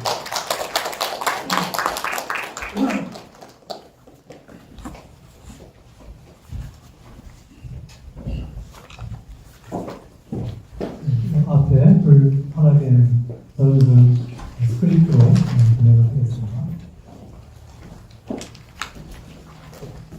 이 자살의 유혹에 직면한 사람들에 대한 돌봄은 자살하고자 하는 사람들에게 나타나는 전조 증상을 민감하게 감지해내고 그 증상을 통해서 나타나는 위험 요인들을 해결하는 것을 돕는 것을 의미합니다. 그러나 자살로 생을 마감한 가족 구성원을 가진 기독교인 유가족을 돌보는 문제는 좀 다른 의미를 지닙니다. 기독교인 유가족에게 가장 힘든 문제는 자살한 가족 육아 구성원의 사후 인정과 구원의 문제를 어떻게 이해해야 되는가 하는 것입니다. 자살한 가족 구성원이 신앙 고백이 있었고 신앙생활을 해왔음에도 불구하고 자살 때문에 구원에서 배제되고 영원한 형벌에 처하게 된다면 유가족은 헤어나오기 어려운 좌절과 두려움에 사로잡히게 될 뿐만 아니라 자살한 가족의 장례는 어떻게 치러야 할지 난감한 상황에 봉착하게 됩니다. 이 자살한 가족을 가진 유가족의 기독교인 유가족의 돌봄은 세 가지 방향으로 진행되어야 된다고 생각하는데, 첫째로 신앙 고백이 있었고 신앙생활을 해왔음에도 불구하고 자살한 가족 구성원은 자살 때문에 그동안 행했던 신앙 고백이나 신앙생활이 모두 허사가 되고 구원에서 배제되는 것인가 하는 신학적 문제에 대해서 긍정적인 답변을 제시해 줄 필요가 있습니다. 이 문제에 대한 답변의 방향은 구원은 값없이 오직 은혜로 예수 그리스도를 믿는 믿음만을 통해서 결정되는 것이군 어떤 인간의 행위의 결과에 따라서 결정되는 것은 아니라는 점을 분명히 함으로써 유가족은 그동안 불안과 두려움으로부터 벗어나게 해주는 것입니다. 둘째로 교회가 자살한 가족 구성원에 대한 장례 절차를 진행해 주어야 하는가 하는 문제에 대해서 답변을 제시해야 되는데, 이 문제에 대한 답변의 방향은 자살한 기독교인이라의 경우를 할지라도 다른 이유로 죽음을 맞이한 기독교인들을 위한 장례 절차를 진행할 때와 동일하게 장례 절차를 진행해 줘야 한다라는 점을 분명히 해주는 것입니다. 셋째로 자살의 마지막 날에 하나님의 준엄한 심판을 받아야 할 심각한 윤리적인 죄임을 분명하게 인식시켜주고 자살의 충동은 얼마든지 극복할 수 있는 것임을 확실하게 알려주어서 자살한 기독교인 유가족은 이 반면 교사로서 같은 오를 범하지 않도록 그런 말씀을 이끌어주는 것입니다. 우선 구원의 근거는 예수 그리스도이고 상급의 근거는 다른 신앙생활이다. 이 말씀을 답변드리겠습니다. 이분에서 제시하고자 하는 답변의 지평을 제시하는 성경편은 고린도전서 3장 10절에서 15절에 있는 건축물과 하나님의 심판을 듭니다. 바울은 기독교인의 신앙생활을 건물에 비유해서 설명합니다. 이 건물이 마지막 날 하나님의 불의 심판을 받도록 되어 있습니다. 모든 건물은 터를 닦은 후에 그 터 위에 세우게 되어 있습니다. 이처럼 기독교의 신앙생활은 어떤 터 위에 수립하게 되어 있는데 이 터가 예수 그리스도다. 12절에 나오는 거죠. 기독교인도 마지막 날 하나님의 심판을 받습니다. 이 심판에서 기독교인은 예수 그리스도라는 터의 의지에서 구원을 받는다 하는 것이 이 비유의 핵심입니다. 그런데 어떤 기독교인은 이 터 위에다가 금은 보석으로 집을 세웠습니다. 이 금은 보석으로 세운 집은 하나님의 칭찬하실 만한 바르고 거룩한 신앙생활을 뜻합니다. 금은 보석이 풀물을 견디어내는 것처럼 이 신앙생활은 마지막 날에 불의 심판을 통과할 때 윤곽로와 똑같은 불의 심판을 견디고 살아남습니다. 이 말의 의미는 금은 보석의 근거에서 구원을 받는다는 뜻이 아니고 하나님으로부터 칭찬과 상급을 받는다는 것입니다.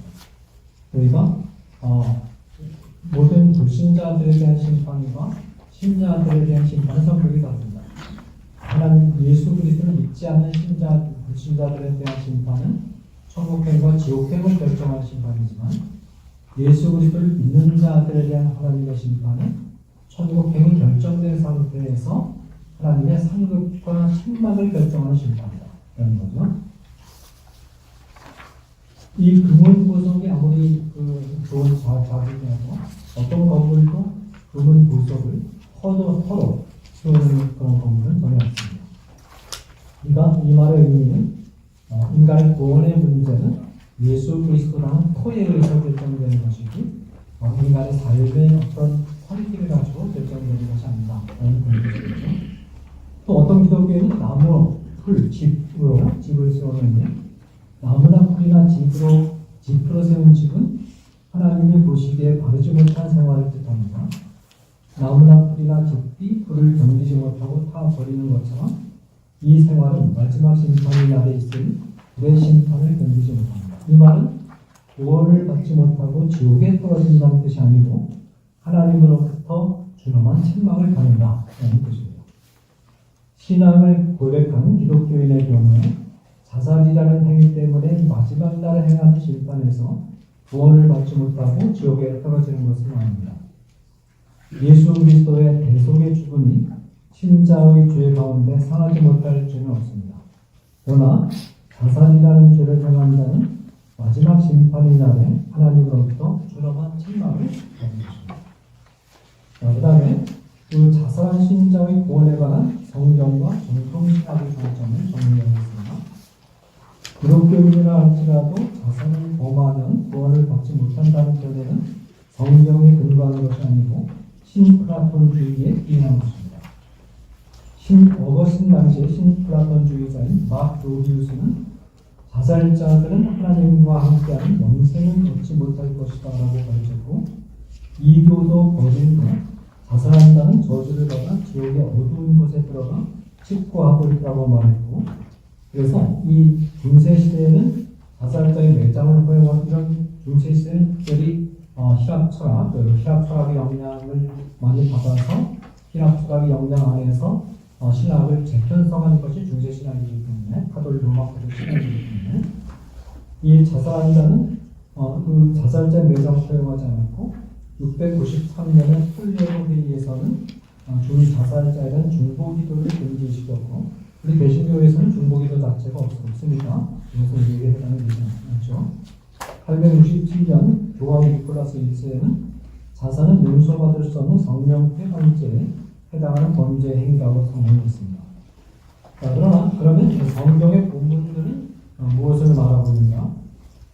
성경은 자살에 대해서 직접적이고 명시적인 윤리적 판단을 하지 않고 있고, 자살한 자를 하나님의 백성이 아니라고 판단하거나 구원으로부터 배제된다고 말하지 않고 있으며, 따라서 자살한 하나님의 백성에 대한 장례를 일반적인 죽음을 맞이한 자들을 대상으로 하는 장례와 같은 방법으로 구약 성경은 일률적으로 키워주었습니다.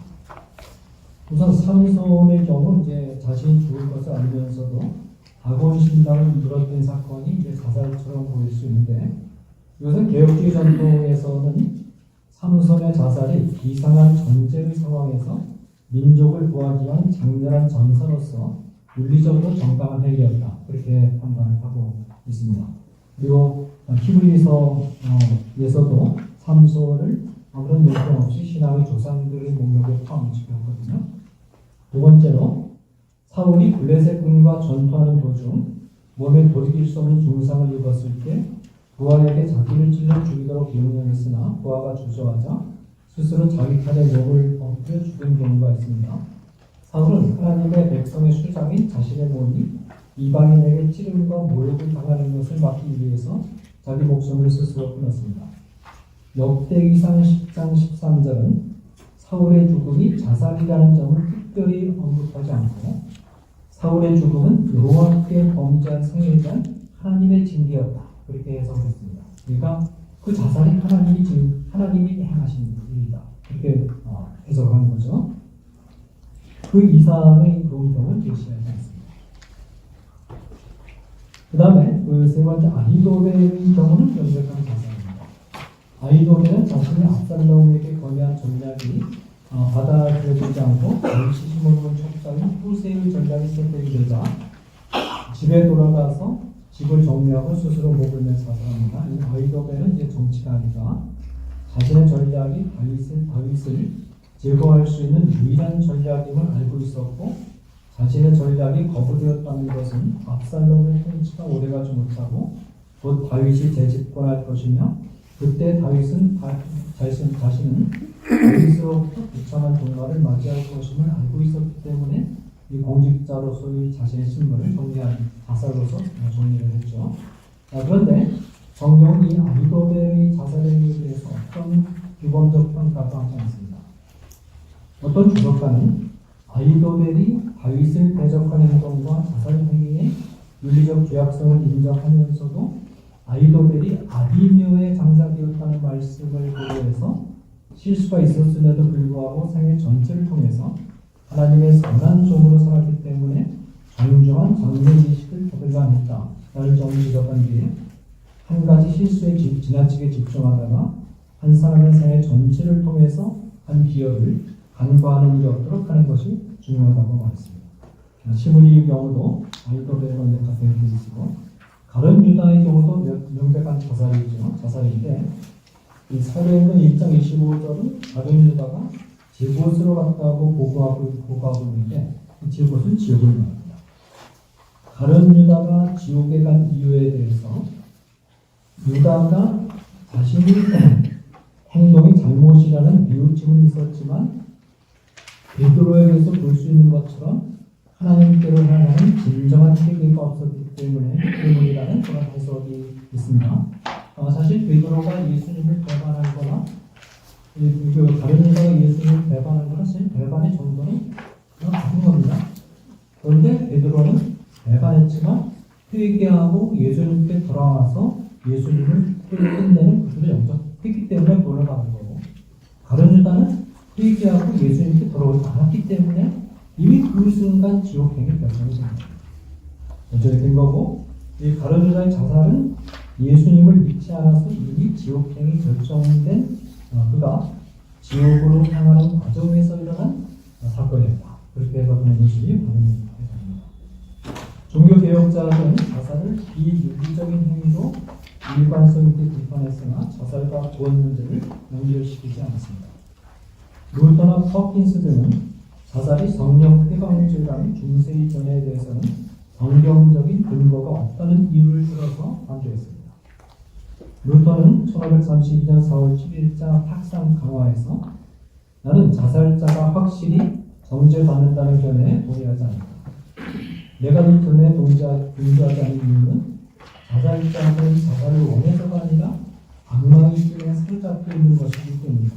이 루터 당시만 해도 어떤 심리학이 발달하지 않았기 때문에 이 심리학적인 관점에서 본다면 자살자는 어떤 외부의 강력한 힘에 힘을 이기지 못해서 자살을 결행하는 것으로 설명을 하는데, 옛날에는 그렇게 설명할 방법이 없으니까 악마 사탄의 작품과 연결을 시켜서 설명을 했죠. 근데 그건 틀린 것도 아닙니다. 실제로 심리적으로 그렇게 설명한다 할지라도 그 배후에는 사탄의 작용이 여전히 있는 것이죠. 자살자들은 숲속에서 강도를 만나 살해한 사람과도 같다. 이렇게 설명했습니다.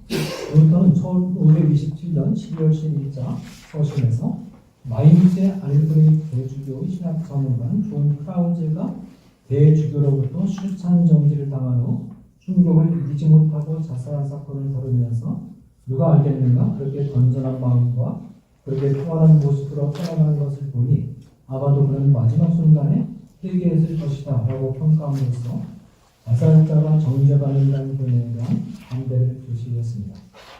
퍼킨스는 하나님의 자녀들도 자살할 수 있다는 사실을 알고 있었습니다. 그런데 하나님의 자녀들이 자살을 할 때는 자기 자신의 원래의 뜻에 따라서 행동하는 것이 아니라고 말합니다.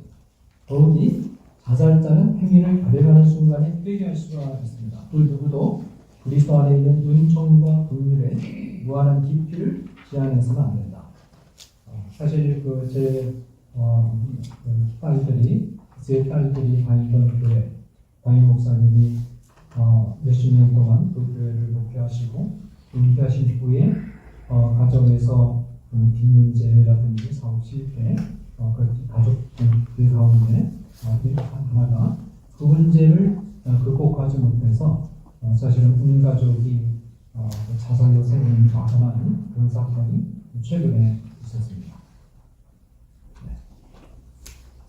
자, 그 다음에 자살은 제6계명을 범한 죄인이 분명하다라는 점. 성경은 자살을 특정해서 판단하지 않습니다. 그러나 이 말은 성경이 자살을 묵인한다는 뜻은 아닙니다.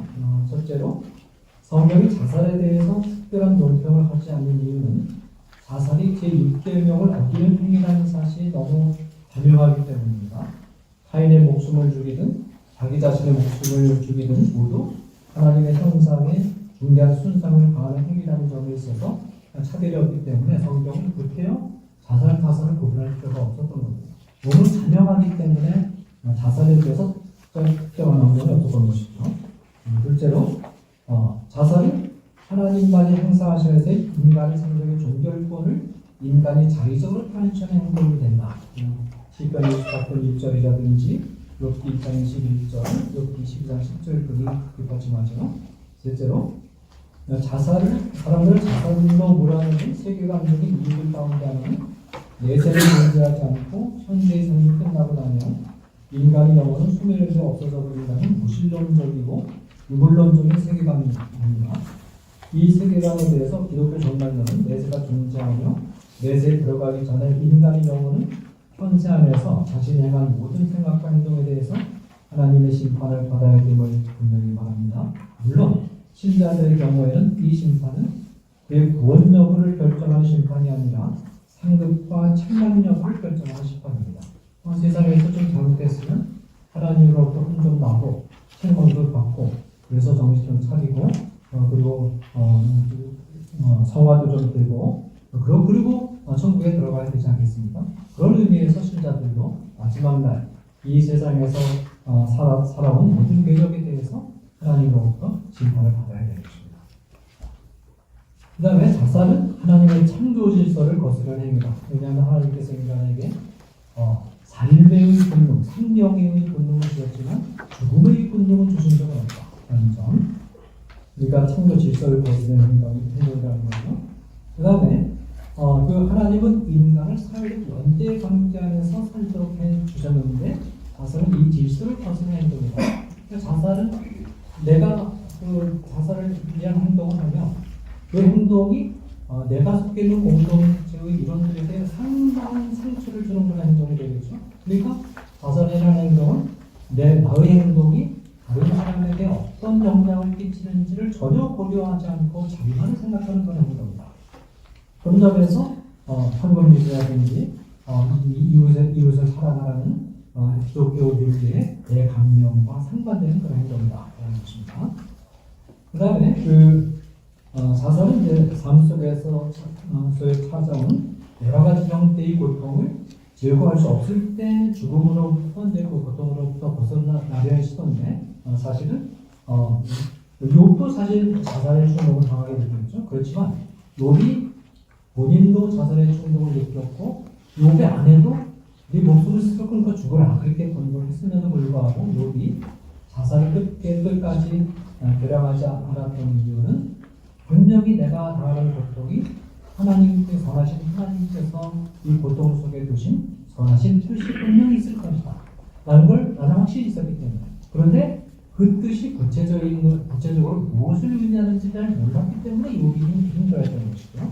나중에 이제 발견하게 되지 않습니까? 그래서 인간에게 있는 모든 고통에는 하나님의 선하신 뜻이 있다 라는 것을 생각할 때 자살을 우리가 할 수 없다는 것입니다. 그 다음 마지막으로 자살 충동을 극복이 가능하다는 점을 잠깐 말씀드리겠습니다.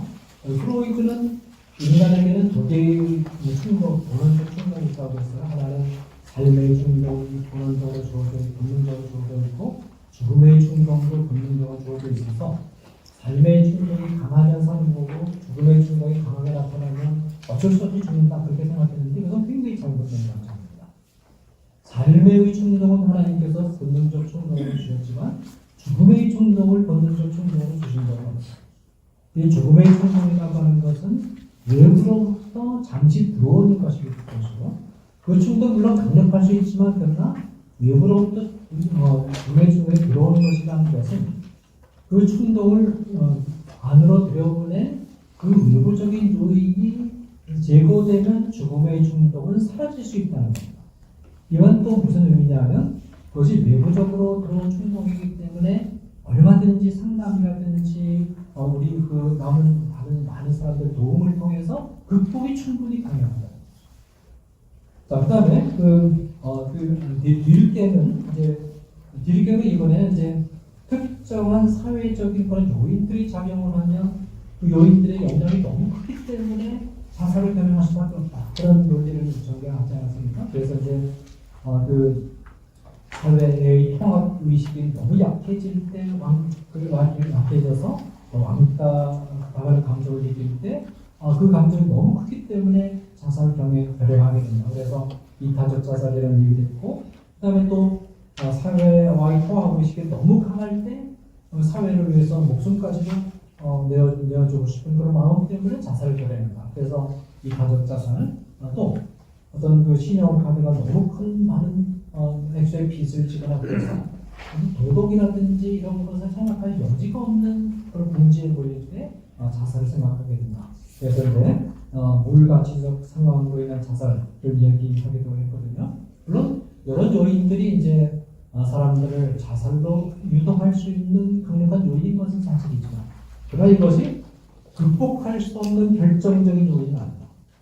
얼마든지 상담을 통해서 또 그 돌봄을 통해서 말하자면 얼마든지 극복이 가능한 그런 요인입니다. 우리가 그런 요인들을 통해서 이런 요인들이 있으니까 이 요인들을 가능한 제거해서 자살에 주는 그런 요인 그런 환경을 좀 제거하자. 그런 의미에서 활용할 수 있지만, 그러나 이 요인들이 극복할 수 없을 만큼 결정적인 요인은 아니다라는 사실을 우리가 인식하는 것이 중요합니다. 이제 마지막 정리를 하겠습니다. 인간의 구원은 예수 그리스도를 영접하는가 의해서 결정이 되며, 예수 그리스도 이외의 어떤 것도 인간의 구원을 결정하는 것이 아닌가는 복음의 진리를 명확히 가르쳐 주는 것이 굉장히 필요하고, 그렇기 때문에 말하자면 그리고 따라서 자살이 예수 그리스도에 대한 신앙 고백을 무너뜨리는 것이 아니고, 성경이 자살을 특정해서 성령 폐방죄로 제시하지 않는다는 점을 고려할 때 자살한 신자에 대한 장애를 일반적인 죽음으로 삶을 나가는 신자와 같은 방법으로 치르지 말아야 되는 이유는 없다는 것입니다. 이게 말하자면 많은 사람들이 상담가들이 자살하는 지옥에 간다는 그런 이야기를 하면 이 교육적 효과가 있다는 거죠. 지옥에 대한 두려움 때문에 자살을 결행하는 주저하게 되고, 실제로 중고등학생들이나 이런 학생들에게 자살하면 지옥 간다는 그런 가르침이 자살을 결행하는 그 막아주는 교육적 효과가 좀 있다. 그런 통계 조사도 제시되고 있다고 하는데, 그러나 말하자면 구원의 문제는 한 인간의 영원한 운명을 좌우하는 문제이기 때문에, 한 인간의 영원한 운명을 좌우하는 복음의 진리를 왜곡시키면서 복음의 진리를 손상시키면서 교육적 효과를 도모하는 것은 잘못됐습니다. 그렇게 하면 안 되고, 그런 방법을 쓰면 안 됩니다. 그런 방법을 쓰지 말고 다른 방법, 다른 어떤 돌봄의 방법을 사용해서 얼마든지 있어요. 그런 방법을 사용해서 말하자면 자살로부터 막도록 노력해야지, 그렇지 않고 복음의 진리를 왜곡시키면서 말하자면 교육적 효과를 도모한다는 것은 굉장히 아주 큰 잘못이다 라는 말씀을 드리고자 합니다. 그러나 자살이 말하자면 우리가 하나님 앞에서 하나님께서만 주권을 행사하셔야 될 인간의 생명을 자기적으로 손대는 심각한 의식적인 교육으로 자살하지 않도록 우리가 가르치고 또 권유하고 그러야 될 것입니다. 이것으로 마무리합니다.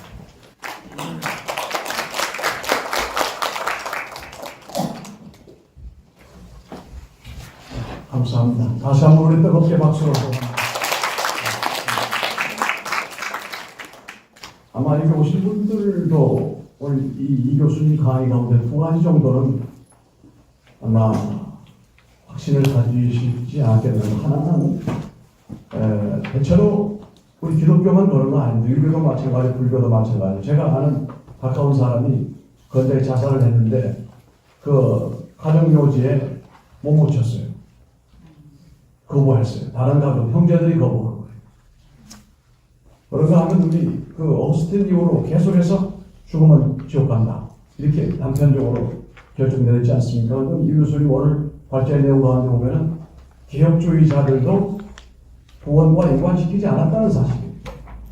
천국과 지옥은 하나님의 주권으로 가는 것이지.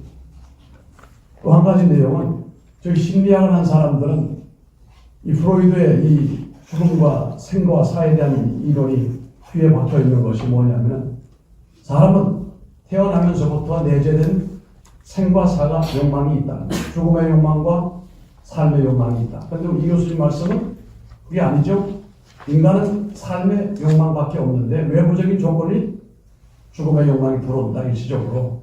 이 두 가지는 정말 우리에게 오늘 보석과 같은 그런 힌트가 된 줄로 믿고 감사드립니다. 이어서 좀 더 이제 우리 진행을 토론으로 이어지게 될 텐데 세 분의 토론 전문가들을 모셨습니다.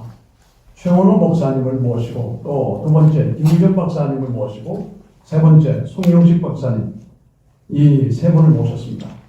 최원호 목사님은 사실 목회를 이런 방향으로 목회를 하고 계신 분이기 때문에 우리 교회가 앞으로 이 생명 지킴이 보루로서 아마 많은 유익을 얻게 될 것이고 또 이 김유정 박사님은 강의도 하시지만 이 센터를 운영을 하시면서 사례들이 상당히 많습니다.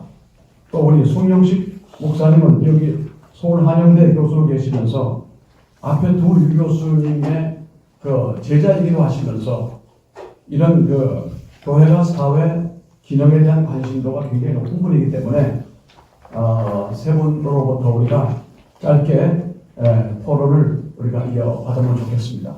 그리고 난 다음에 전체 토론을 진행하도록 하겠습니다. 박수로 모시겠습니다.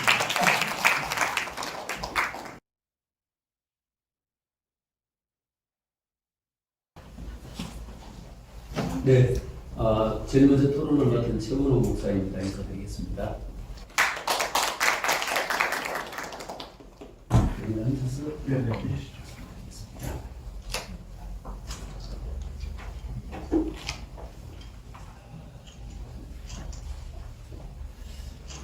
저는 실제 지금 이제 우리가 기조 강연과 두 분의 주제 강연을 들었습니다. 그런데 그 중에 기조 강연해 주신 유수연 교수님이나 유영근 교수님 그리고 이상원 교수님께서 주셨는데 이 부분에 대해서 저는 사고도 이상 있는 논란의 소지가 없이 오히려 주제의 중요성이나 어떤 대중적인 그리고 특히 한국 교회 교인의 사살과 관련된 문제를 비추어 봤을 때에 성경적인 근거나 자살에 대한 사람들의 어떤 구원과 또 성경적인 이 구원과 또 자살과 생명과 이런 문제에 대해서 전반적으로 설명하고 있는 부분에 대해서는 아주 한국 교회가 감당해야 될 시적절하게 너무도 중요한 타이밍이라고 저는 공감을 합니다. 그러면서 한국 교회가 처해져 있는 자살 가족 구성원들에 대한 돌봄이나 장례 절차 또 이런 민감한 문제를 비중 있게 다뤄주신 것에 대해서는 너무도 감사하게 생각하고요. 오늘 말씀을 통해 가지고 특별히 유수연 교수님 또 유영근 교수님 말씀을 주셨습니다만 저는 유영근 교수님이 하신 말씀 중에 10년 후에 한국 우리 자살률이 지금 OECD 국가 중에서 제일 높은데 이 문제가 10년 후에쯤 돼가지고 오히려 10명대로 떨어졌다라고 하는 그런 통계를 기대한다라고 하신 말씀에는 저 역시 굉장히 공감하고 그렇게 기대가 큽니다. 그러면서도 그 중심에 한국 교회의 역할이 컸다. 이런 것을 한국 교회가 이 문제를 감당할 수 있기를 바라고 저는 현재 목회 현장에서 이 일을 조금 감당하고 있는 역할이 있어서 좀 더 또 말씀을 드리고요. 유영근 교수님 말씀 중에 극단적인 선택을 할 때 가장 먼저 나를 발견할 사람이 누군가라고 하는 이 문제 이것은 좀 더 우리가 실질적으로 한국 교회에서 생명 존중에 대한 어떤 교육적인 프로그램 속에 그냥 극단적인 선택이지만 그것을 가장 먼저 발견할 사람이 누구인가? 우리 아이가 학교 갔다 돌아오면 제일 먼저 오는 사람이 남편일 수도 있겠지만 아내일 수도 있지만 우리 자녀들일 때에 어떤 난감한 상황에 처해질 것인가 이런 문제를 한번 또 돌아보게 됐고요. 주민센터하고 교회하고 연계되어서 할 수 있는 것은 작년에 생명존중 민관협의회라는 것을 통해 갖고 제가 목회하고 있는 은혜 제1교회가 생명존중센터, 생명사랑센터라는 것을 지정을 받았습니다. 그래서 지금 또 지역 우리 주민센터하고 연계해갖고 저희 교회에서는 실질적으로 이렇게 상담을 요청해갖고 들어오는 연결돼서 제가 상담을 하고 있는 일들이 여러 건이 있는데 중요한 것은 이런 센터가 있다라고 하는 것을 어떻게 지역 주민들에게 많이 홍보해 주느냐, 많이 알려주느냐, 그렇게 해서 청소년들이 이런 상담센터가 있다라는 것을 알고 찾아올 수 있도록 연계하는 방향이 저는 매우 중요하다고 생각합니다. 그리고 학교 밖 청소년들의 문제가 심각한데 실질적으로 한국 교회 내에서 보면요, 학교 밖 청소년들을 과연 얼마나 수용할 수 있는 교회가 있을까라고 하는 것에 저는 질문을 합니다. 그리고 목사님들, 목회자들 중심에도 보면은 실제 학교 밖 청소년들을 대해보거나 다뤄보지 않는 사람들은요, 학교 밖 청소년들이 정작 교회 내에 들어오는 것마저도 일반 성도들에게도 오히려 부담을 끼칠 뿐만 아니라 일반 교회 학교 아이들에게도 또 다른 부정적인 영향을 미칠 것이라고 하는 내 교회 학생들에게 악영향을 미치지 않을까, 이런 우려 섞인 목소리들이 많고, 그래서 학교 밖 청소년이 오죽하면 그 학생들이 학교 밖으로 나가게 되겠습니까? 그 학생들을 교회가 수용할 수 있는 목회자나 아니면 중직이나 아무튼 그 전문 상담할 수 있는 부분들이 그들을 수용할 수 있는 어떤 좀 더 프로그램, 사전 교육 이런 부분들이 필요하다라고 생각하면서 목회자들에게 오픈 마인드가 더 먼저 선행 조건으로 따라야 되지 않을까라고 하는 것을 저는 말씀을 드립니다. 그리고 일산에서 5개 교회가 상담센터를 공동으로 운영하는 것은요, 이런 것은 제가 생각했을 때에 하나의 지역 교회 속에 보면은 교단별로 다 다르게 목회를 하잖아요. 다른 교단 교회가 이 일을 감당하는 것에 대해 가지고 자기 같은 교단일 때는 수용이 되지만 타 교단일 때는 그것이 굉장히 협력하기가 어려운데, 생명 존중이나 우리 학교 밖 청소년이나 자살 예방 이 문제를 위해 갖고는 어떤 그 교단을 초월해 가지고라도 함께 할 수 있는 그런 연계할 수 있는 것은 목회자들의 적극적인 오픈 마인드가 되어야 된다고 생각을 합니다. 실질적으로 제가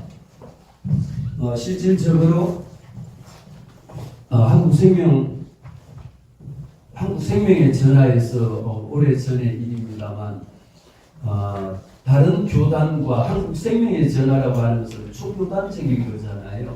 그럼에도 불구하고 다른 교단하고 협력하는 프로그램을 협의하기 위해서 여러 교단을 다녀본 적이 있습니다.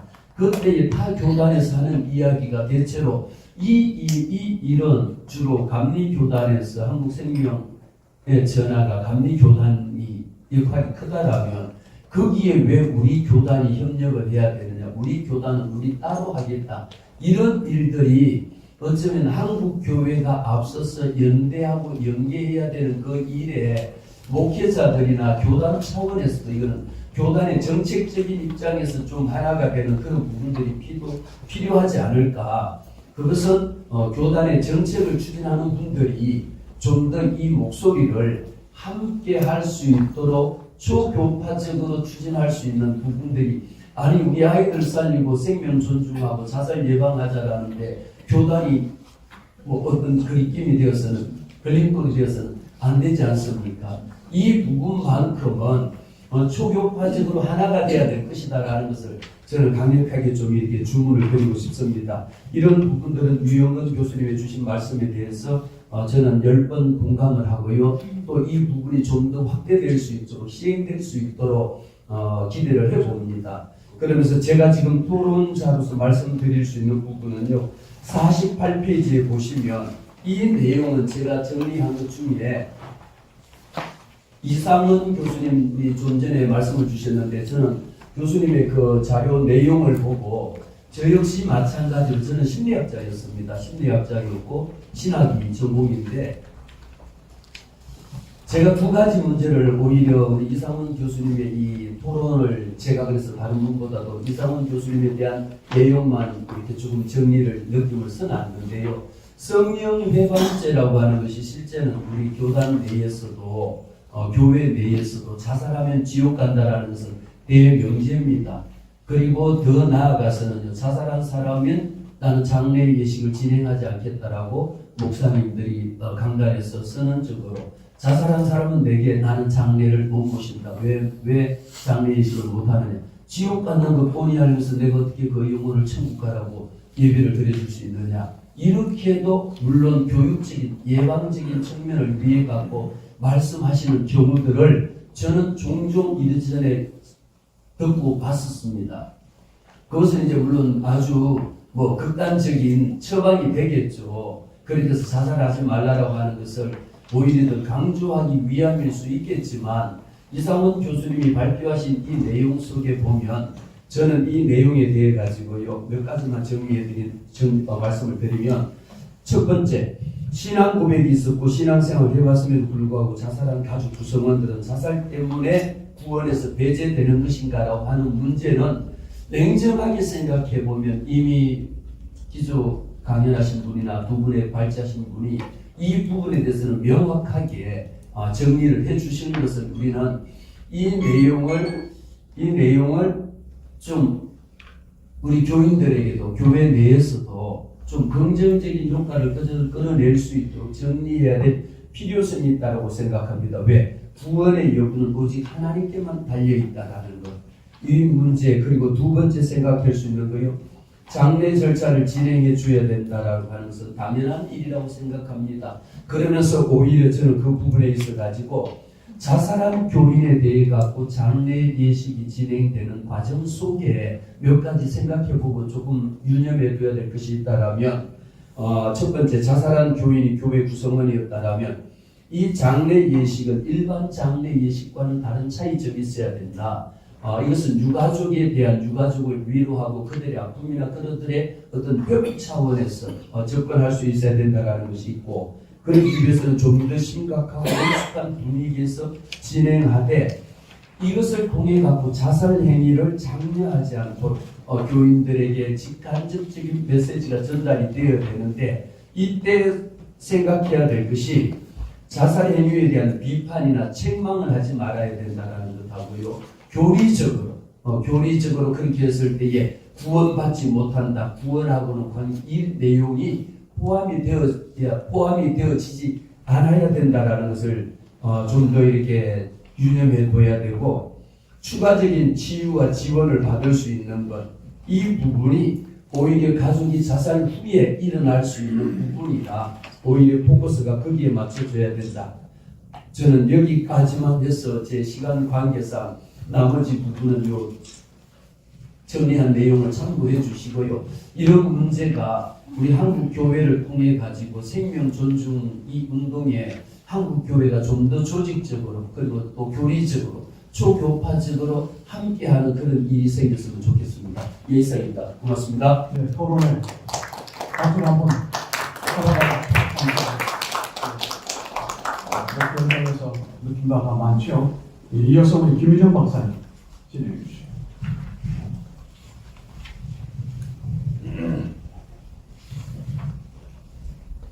네, 안녕하세요. 앉아서 54페이지 한번 보시겠습니다. 오늘 토론 주제인 자살 예방을 위한 한국교회 연합에 관해서 이런 주제로 오늘 기조강연과 두 분의 강연을 들었습니다. 그래서 저희가 오늘 기조강연을 유정 교수님께서 해주셨는데요. 우리 현실이라든지 또 시각이라든지 저희 주변에는 굉장히 많은 자살자들이 있고 저희가 알지도 못하고 왜냐하면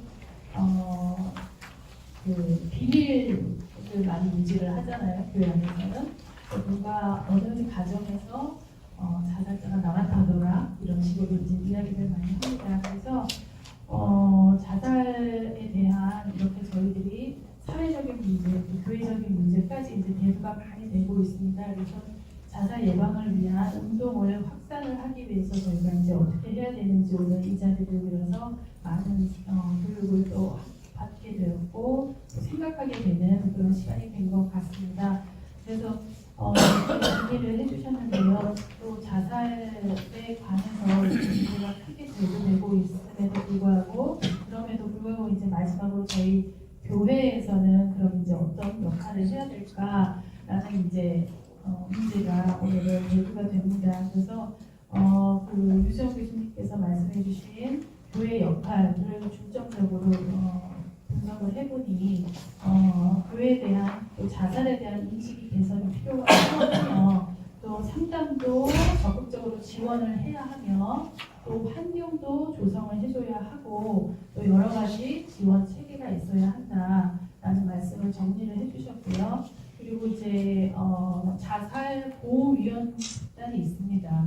그 제가 1393을 통해서 그 자살 상담 센터거든요. 1393을 통해서 많은 자살을 하려고 1년 전에 모든 사람들이 다루에서 1393으로 전화를 많이 하셨어요.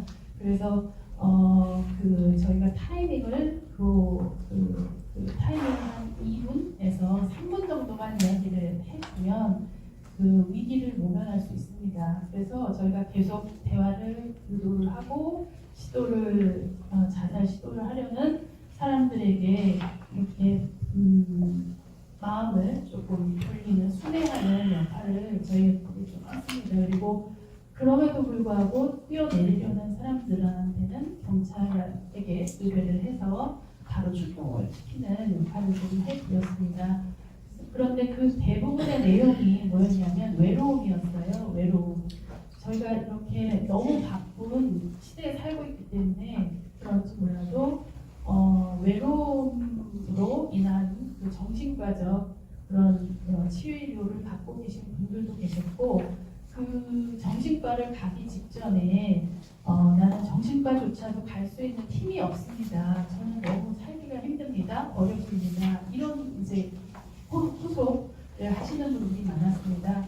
그래서 제일 첫 번째 제가 보기에는 외로움을 호소를 하시는 분들이 가장 많았었던 것 같고요. 그리고 두 번째는 우울증이었습니다. 우울증을 겪고 계신 분들, 또 약물을 이렇게 복용하고 계신 분들이 많았었고요.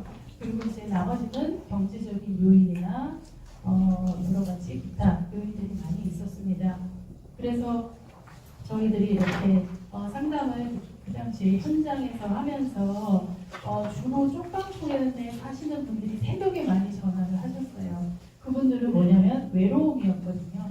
대화할 수 있는 어떤 대화 상대자가 필요했던 것 같아요. 그래서 자신을 좀 인정해주고 자신을 좀 도움의 손길을 요청을 많이 하신 분들이 많이 있었습니다. 그래서 그런 것들을 통해서 그 1393의 역할도 중요하지만 구체적으로 더 좀 깊이 있게 나가서 아까 유정 교수님이 말씀하셨던 것처럼 교회 안에서 자살 예방 지침서라든지 또 매뉴얼 같은 것을 맞춤형으로 또 기독교 교육관 안에서 이렇게 맞춤형으로 필요하지 않았을까 저는 그런 생각을 많이 했습니다. 그래서 일단 그 첫 번째 기도 강연 해주신 유정 교수님의 그 주제를 통해서 또 자살 예방은 자살 보호 위험 집단의 그런 돌봄을 위한 다양한 프로그램 가운데 대상별로 이렇게 서비스를 또 범위에 따라서 교회 형편상 가능한 것에서부터 아주 작은 것에서부터 출발하는 것이 필요하겠다라는 것을 저는 적극 공감을 했습니다. 또 두 번째 주제 강연 중에 이제 제일 첫 번째 유영룡 교수님의 생명사랑 목회 실천에 대해서도 굉장히 좋은 주제로 그 강연을 해주셨습니다.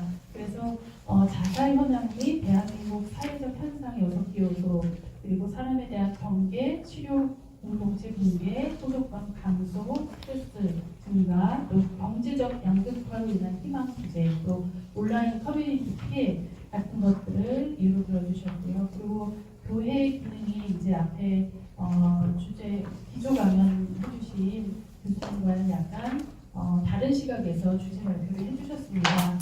네 가지 교회 기능은 신뢰도 증진, 실효 공동체 제공, 또 소유명에 대한 가치관 확립, 또 총월의 기능 이렇게 말씀을 해주셨고요.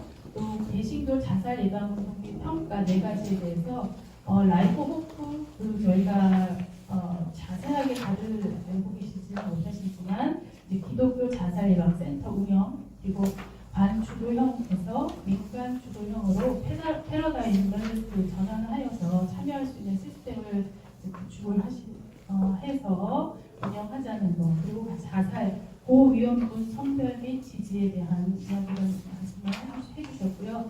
또 사회적 지지망을 형성하고 유지하는 데 필요하다 그 말씀을 해주셨는데 그 중에서도 제가 느꼈던 것은 숨 쉴 수 있는 공간이 필요하다 그런 이야기를 해주셨어요. 그래서 숨 쉴 수 있는 공간 자살하면 지옥 가고 또 내 생명이 하나님이 주신 것 그래서 생명의 한계성을 깨닫고 기독교 생명관의 그 맞춤형으로 기독교 안에 그런 시스템을 도입해서 그 숨 쉴 수 있는 공간을 만들어주는 것. 저는 물론 스페이스도 중요하겠다라고 생각하지만 대화를 빨리 내가 그런 충동이 자살 충동이 생겼을 때 빨리 누군가에게 전화를 걸어서 SOS를 요청하는 것 그게 가장 중요한 그런 라인이 아닌가 그런 생각을 했습니다. 그래서 그런 기능을 교회 안에서라도 이렇게 시스템이 잘 갖춰져 있다면 정말 좋겠다라는 유리하겠다라는 생각을 했고요.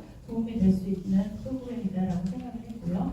또 생명 사랑을 위한 목표 실천 재현 또 여러 가지 요소를 잘 들었습니다. 그래서 슬픔도 그 9번째 그 예식에 대한 이야기를 해주시면서 그 충분한 슬픔을 누리도록 하는 것 그래서 그 슬픔이 다시 재현되지 않고 재발되지 않도록 그래서 예전을 잘 지켜주는 것 그리고 상징물과 예전물을 함께 가지고 와서 예배하는 것에 대한 중요성도 다시 한번 느끼게 됐고요.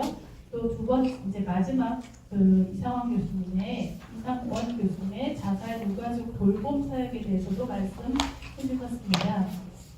그래서 그 신앙 고백에 대한 세 가지 중요성을 말씀을 해주셨고 또 구원의 근거가 예수 그리스도였고 또 상급의 근거도 바른 신앙생활이다. 그래서 기독교인으로서의 자살이라는 행위 때문에 구원을 받지 못하고 지옥에 가는 건 아니다라는 어떤 기독교 교육이 필요하다는 것을 공감을 했습니다. 그리고 마지막 심판에는 오직 하나님만 심판을 하실 수 있다라는 거 너무 정죄하거나 징계하거나 어떤 그런 부정적인 시각으로 바라보는 것은 그 위험한 요소다라고 느꼈습니다. 그리고 자살한 신자의 구원에 관한 성경과 정통신학의 관점도 잘 들었습니다. 그리고 성경인 본문에서 다룬 자살 또는 그 자살자로 보이는 행위에 대해서도 성경에 대해서 말씀을 잘 들었고요. 그다음에 자살은 육계명으로 범하는 죄다. 그래서 루터가 말했듯이 자살자들은 자살을 원해서가 아니라 어떤 악한 악령의 힘에서 사로잡혀 있는 것이기 때문에 자살자들은 마치 숲속에서 강도를 만나서 살해당한 사람과도 같다라고 표현을 했습니다. 그런 것도 잘 저희가 유념해야 될 것 같고요. 마지막으로 중요한 말씀을 하셨어요. 자살 충동은 극복이 가능하다라는 거죠. 그래서 20세기 들어와서 여러 가지 현상들, 심리적인 현상, 또 사회적인 요인들이 있는데 그런 것을 잘 저희가 선택하고 분별하는 지혜, 그래서 하나님께 물어보는 지혜가 필요하지 않을까라는 생각을 했습니다. 그리고 결론은 이제 자살의 충동은 얼마든지 극복이 가능하다고 이야기를 해주셨어요. 그리고 돌볼 수 있는 방법을 많이 이제 생각을 하고 저희가 연구를 해야 될 것 같고 자살 요인도 제거해야 된다라는 말씀을 유명한 말씀을 해주셨고요. 그리고 오직 문제 해결책이 자살이 아니다. 그리고 자살은 진정한 탈출구가 될 수 없다라는 것을 정확하게 강조를 해주는 것이 중요할 것 같습니다. 그래서 하나님께 대한 그 주권 행사가 있기 때문에 저희들이 선택하는 것이 아니라 하나님 편에서 자살로 죽는 것이 필요하지 않을까라고 생각합니다. 마지막 토론을 마치면서 그냥 질문 드려야 됩니다. 기독교인들도 자살을 하는지, 그리고 기독교인의 자살로 지옥으로 가는 것에 대한 생각을 한번 해보면서 저희 토론은 마치도록 하겠습니다. 감사합니다. 네, 우리 박수로 환영합니다. 마지막 우리 토론자는 서울한영대학의 교수이겠습니다. 우리 송영식 목사님 세 번째 토론 해주시면. 반갑습니다. 시계를 보니까 빨리 마치는 것이 여러분들을 도와줄 거라고 생각됩니다. 오늘 발제해 주신 유수연 교수님, 윤영원 교수님, 이정환 교수님께 감사를 드립니다. 이분들에게 직접적으로 관련된 유수연 교수님은 제가 공부할 때 주인 교수였습니다. 인사드리겠습니다 유수연 교수님. 그리고 이영경 교수님도 제가 공부할 때 그곳에 제 먼저 주인께서 다 알고 그래서 이렇게 두 분이 다 연결이 돼 있어요. 그래서 한 분은 숭실대학교에서 한 분은 연세대에서 또 이상원 교수는 이제 같은 동문이고 학교 교수님이신데 세 분이 오늘 이렇게 발제해 주셨는데 상당한 유익이라고 생각됩니다. 중국을 피하기 위해서 간단히 말씀을 드리겠습니다. 오늘 이 토론의 주제가 자살이라고 하는 한국교회 역할인데 제가 생각할 때는 한국교회 목회자들이 일부분은 이 부분에 대해서 관심을 갖지만 대다수는 관심을 갖지 않고 있지 않기 때문에 목회자들이 사고 변화가 필요하다는 생각이 듭니다. 교회에서 또 하나는 제자훈련이나 신앙훈련은 많이 시키는데 정신건강 교육이나 소외계층에 관련된 것들에 대한 관심, 돌봄, 그것들도 많이 필요하고 소위 정신적인 문제, 이상심리학, DSM-4 이런 부분에 대해서는 교회에서 전혀 언급하지 않고 있는데 이런 부분에 대해서도 때로는 교회 지도자들이나 리더들에게 가르쳐서 교회 혹시 교회 내에서 이러한 일이 발생되지 않도록 돕는 것이 필요하다고 생각합니다. 자살방지 계약서, 자살방지 유산방지 이런 건 참으로 고무적이고 좋다고 생각합니다. 저는 이것을 마치겠습니다. 감사합니다. 제가 얼마 전에 생명연대 행사에 초대를 받아서 갔는데 거기에 정부, 민간단체 이런 분들이 상당히 관심뿐만 아니라 현실에 참여하고 계시는 것을 보면서 우리 교회는 한 생명의 천하보다 귀하다라고 말씀을 하시는데 교회가 제일 이런 활동에 미온적이라고 하는 사실에 상당히 충격을 받았거든요. 오늘 이제 우리가 이 포럼을 진행하면서 이 결론은 이어져 내려가는 결론은 자살 예방을 위한 한국교회가 어떤 역할을 할 것인가.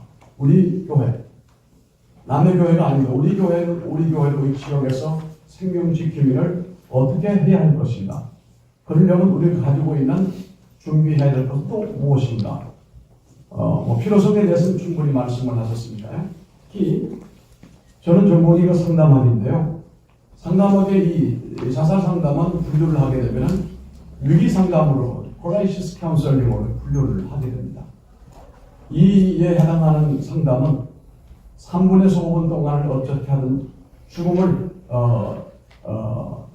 연기시키고 그 위기를 좀 다운시키는 여기다 주관점을 두고 훈련을 하고 있습니다. 오늘 이렇게 오셔서 기조 강연과 주제 강연 또 토론에 참여하신 분들에게 우리 감사 표시 한번 하겠습니다.